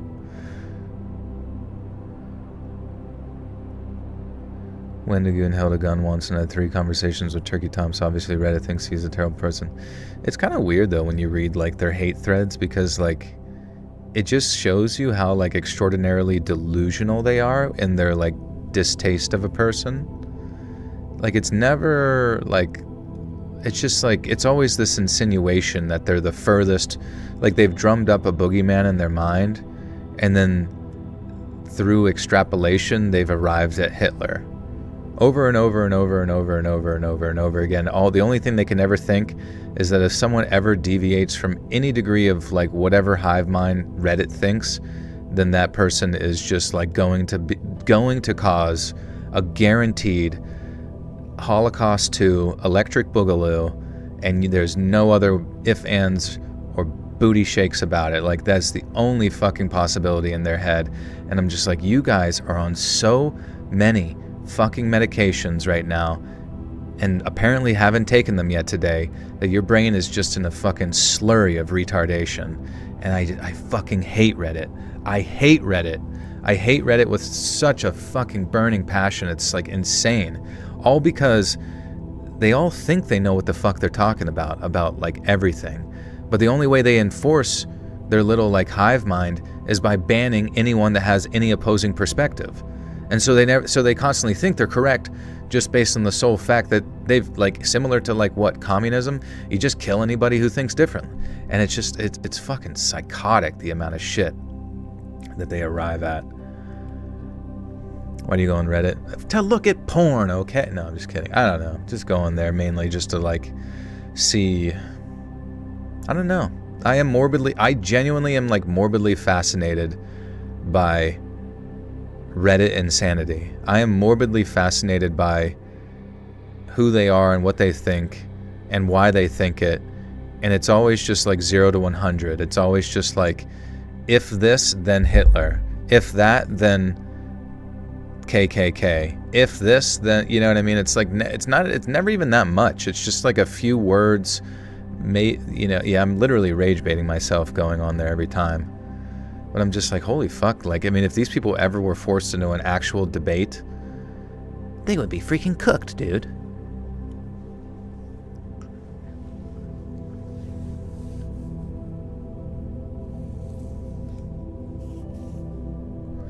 Mr. Ballin gives you a headache. What did he do to you? It's because he hit you with the back of his rifle. Keep hearing this Mr. Ballin name. I'll keep assuming he's someone who's constantly dunking a basketball. He is. That's most of his videos, is just like hitting three-pointers. So the person who threatened my family has moved on. Yeah, I mean, just mentally ill people. Probably a Redditor. I heard of Turkey Tim and Rendicoon. But I can't imagine watching or never. Yeah, it's whatever. I mean, it's like, I don't know. People are people, you know? Like, it's so weird. Like, people are so caught up in this idea of splitting people into two sides and then just kind of like compartmentalizing them and then demonizing and dehumanizing. And it's just like, everyone's an individual person. You know what I mean? I don't know. It's like, there's so much, like, the internet has created so much mental illness and these like false fantasies of, you know, black versus white, left versus right, fucking blue versus red, Halo 2. Like, it's just, it's so, in so many levels of stupid, it hurts.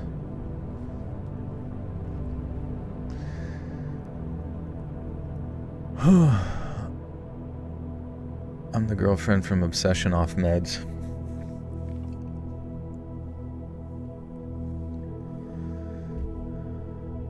No. Okay. There were caves up there, lots of them, and while one side gave them the cover of dense forest, the other side looked over the canyon and acted as a kind of lookout post for anyone approaching. Broke-Nosed Jack figured that their only chance was to sneak up on the cave using the trees as cover, but to get there, the three of them would have to ride a whole day before they reached a suitable spot to make camp. They had to stay as quiet and as visible.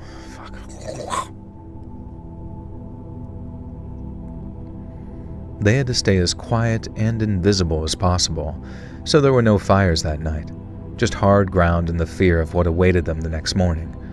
But before the sun had even risen on the first day's hunt, disaster struck. While the three men were trying to sleep, Grandpa Bill said he woke up to the sound of something rushing through the darkness towards them. But by the time anyone had even flicked on their flashlight, a large Mexican gray wolf pounced on Marcus Washington and began savaging him. Broke-Nosed Jack fired 2 careful shots, and although both missed, he managed to scare the wolf off, but the damage had been done. Marcus survived his injuries, but his leg had been near shredded below the knee, and so after sterilizing it as best he could with some whiskey-soaked bandages, Jack put the wounded man back on his horse and then sent it back towards civilization. Grandpa Bill figured the previous night's shots might have alerted the Sosi gang. Is his name Sosi? I don't remember anymore. Sammy Sosi? Sosi.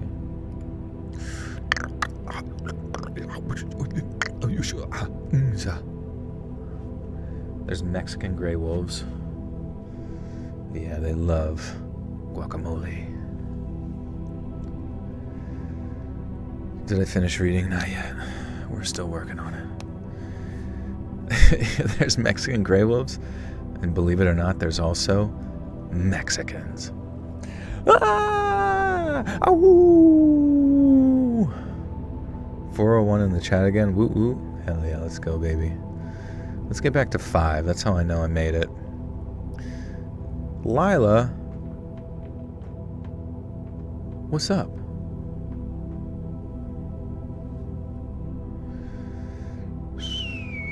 Time for bed. Yeah, fuck me, we're almost done.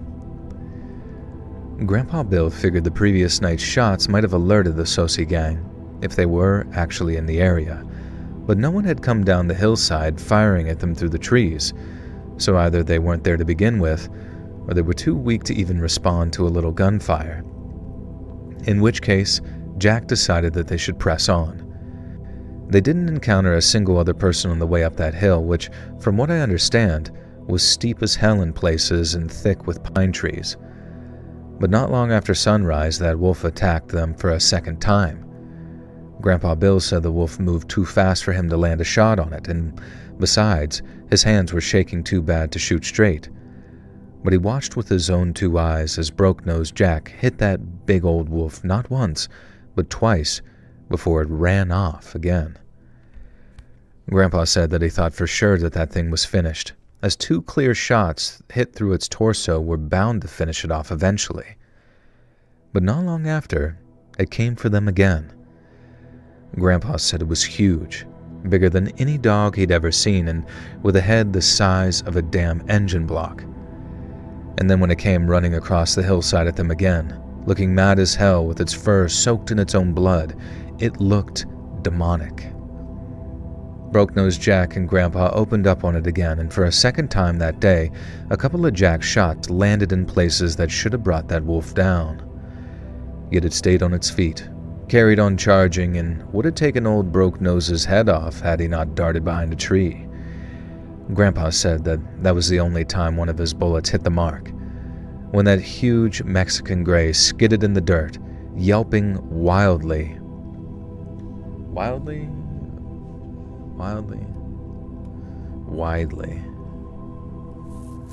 Oh, what's up, Dead Bear? Huge, fucking huge. Hey Joel, it's been a while since I've chatted. I've been going through some really difficult, frustrating things in the past couple months and not really been able to tune in because of that.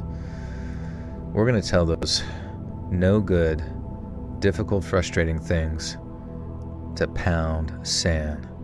And by listening to this stream, I believe genuinely that they will be fixed very soon. Just want to say I really appreciate your channel, your streams, as well as your talent and dedication to your craft. Hearing your voice again is healing me, no joke. I knew it.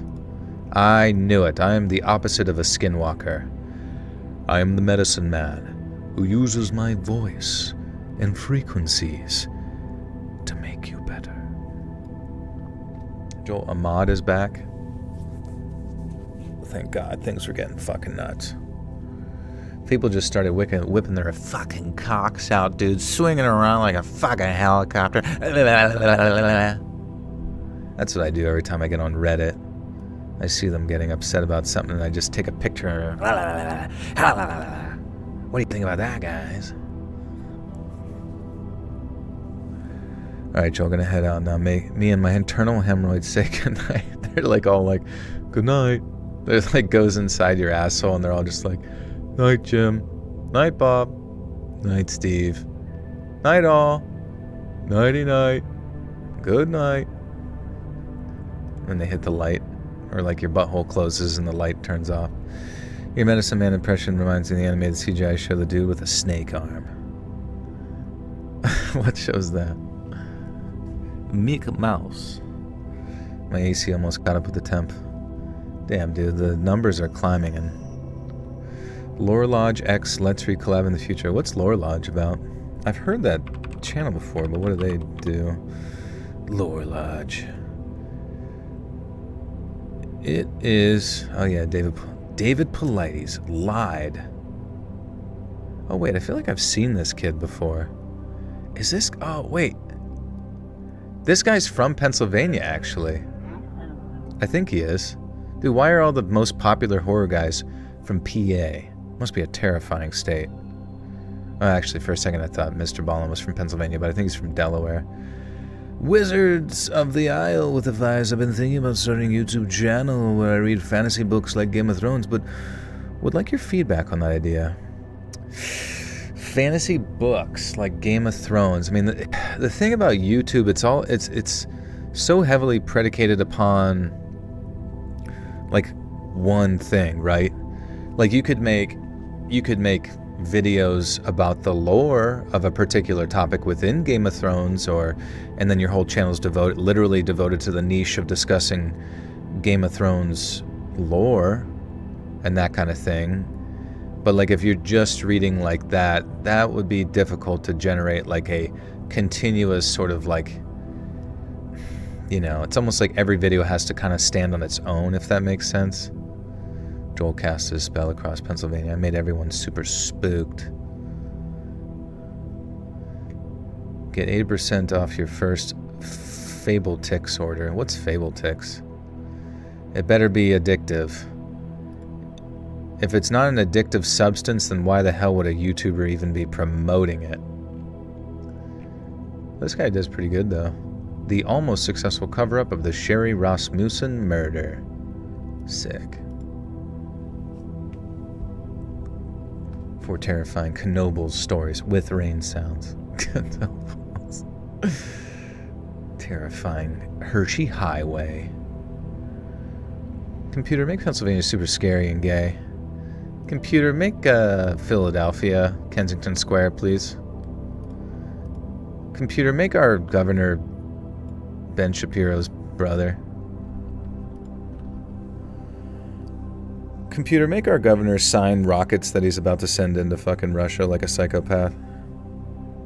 Computer, make every one of our politicians blackmailed pedophiles that love perpetual war and death. Computer, make all of the politicians call us goyim and perceive us as fucking field cattle. Computer, make all this pain and suffering that literally never end. And keep it on repeat and recycle, please. Computer, harvest my loosh. Thank you. Computer, leak my cock pictures on Reddit. Thanks. Yet it stayed on its feet, carried on charging, and would have taken old Broke-Nose's head off had he not darted behind a tree. Grandpa said that was the only time one of his bullets hit the mark, when that huge Mexican gray skidded in the dirt, yelping wildly as it struck... Motherfucker. Grandpa said that was the only time one of his bullets hit the mark, when that huge Mexican gray skidded in the dirt, yelping wildly as it was struck by both him and Broke-Nose Jack. The wolf limped off as fast as it could, leaving Jack and Grandpa reloading their weapons as fast as they could. They expected another mad charge from the wolf that wouldn't die, but it was never seen again. Jack and Grandpa finally made their way to the top of the hill, where a patch of flatland overlooking the canyon lay near the mouth of some shallow cave. There was a blood trail leading to it, so both men figured that they'd find the dead wolf laying inside, but instead, they found Slim Sosi, lying naked on a top of bloody wolf skin, breathing his last breaths. He'd been shot full of holes, so many it was amazing he was still alive. And then as he looked up as my grandpa, and he whipped out his freaking penis and started swinging us around like a helicopter. Helicopter. Computer, teach me how to properly socialize in YouTube live chat. Computer, type a bad word.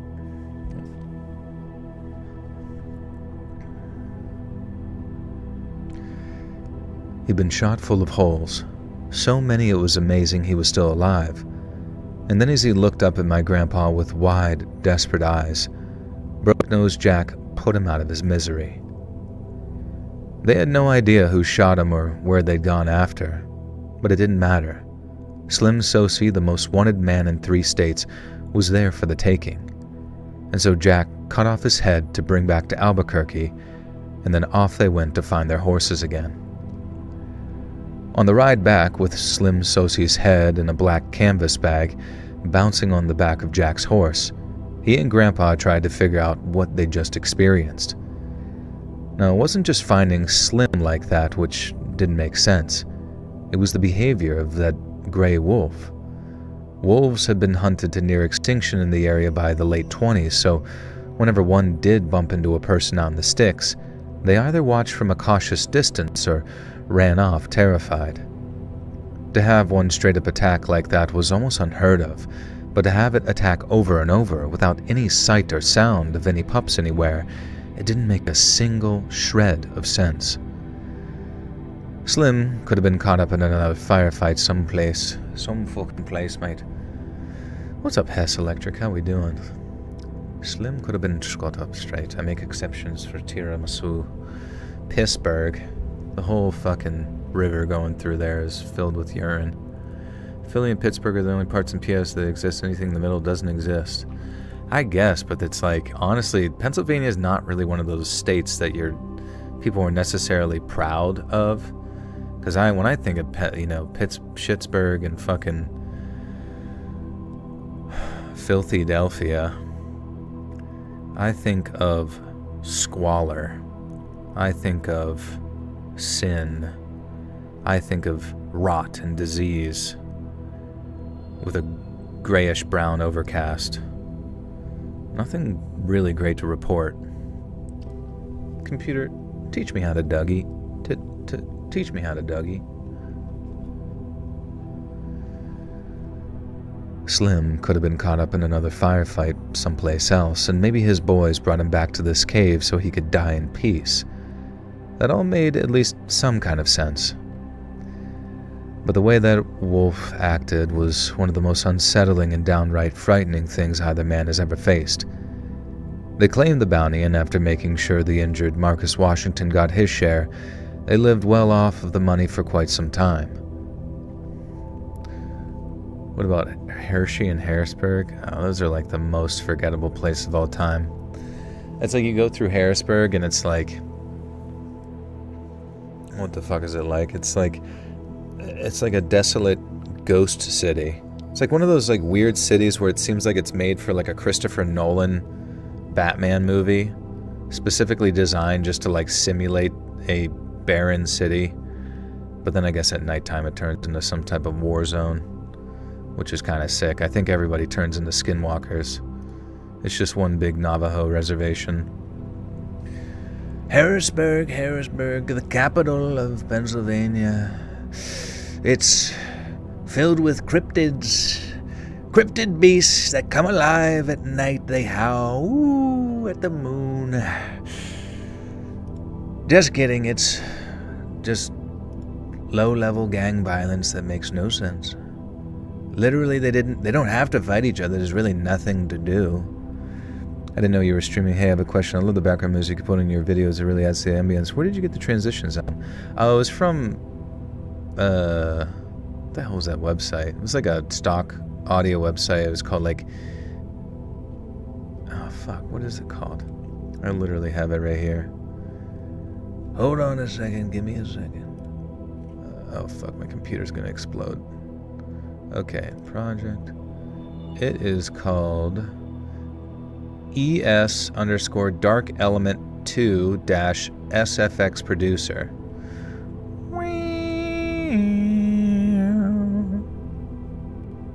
Flirt with you again? What the hell are you talking about? When have we ever flirted? This is a flirtless society. Hey Joe, I didn't know you were streaming. Oh yeah, you just asked that. Sorry. From my experience, rural Penn is way worse than the cities of PA. I live in Tennessee, and as much as a lot of these people here are deluded as fuck, never have I ever as a walk felt as unsafe as I have in rural. Unsafe? Why did you feel unsafe? I'm gonna be honest, if you felt unsafe in like rural Pennsylvania, it might have just been like drummed up in your head. Because I genuinely don't know anywhere in like rural Pennsylvania that someone's like, ah, yes, finally fresh meat for the grinder. They're gonna turn you into a fucking whoopie pie? What the fuck are they gonna do? Tarzan with the 2 says, did you go look at the clip I tagged you in? No, I'm streaming right now.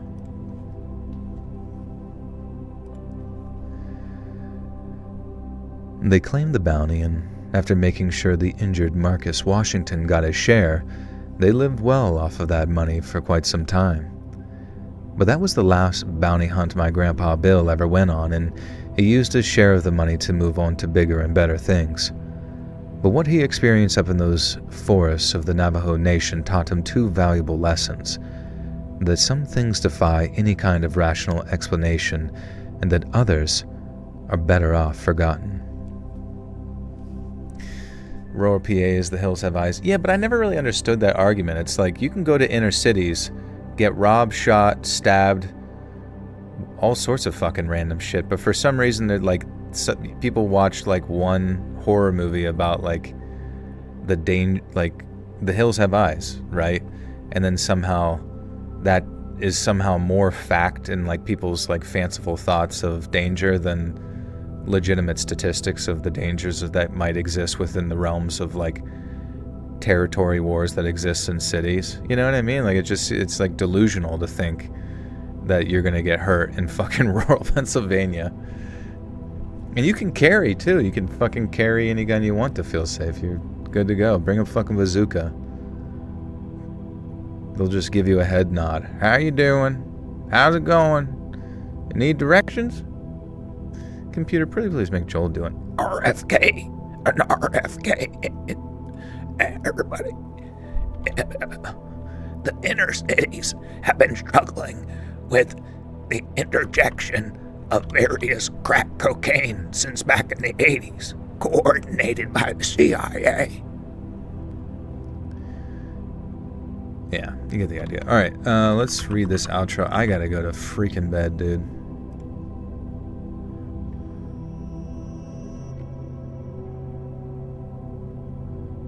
Been awake for 24 hours plus, but pass out hard watching it. Let's go, dude. Lemon Demon with the 9. Thank you, Joe. You're welcome, Lemon. Thank you, friend. It's very kind of you. Alright, guys. Can we think of something funny to say? Lemon, can you think of something funny for us to say? But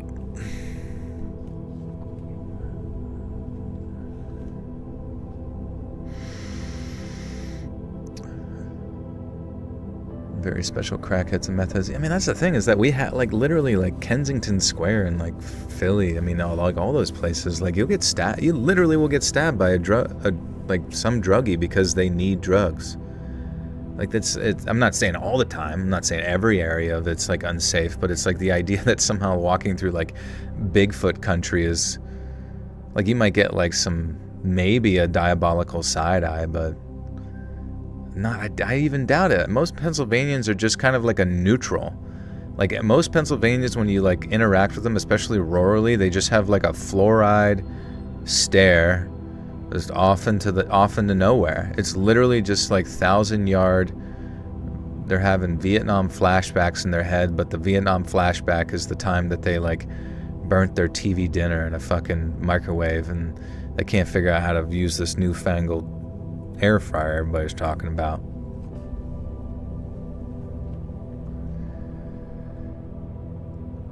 Hey friends, thanks for listening.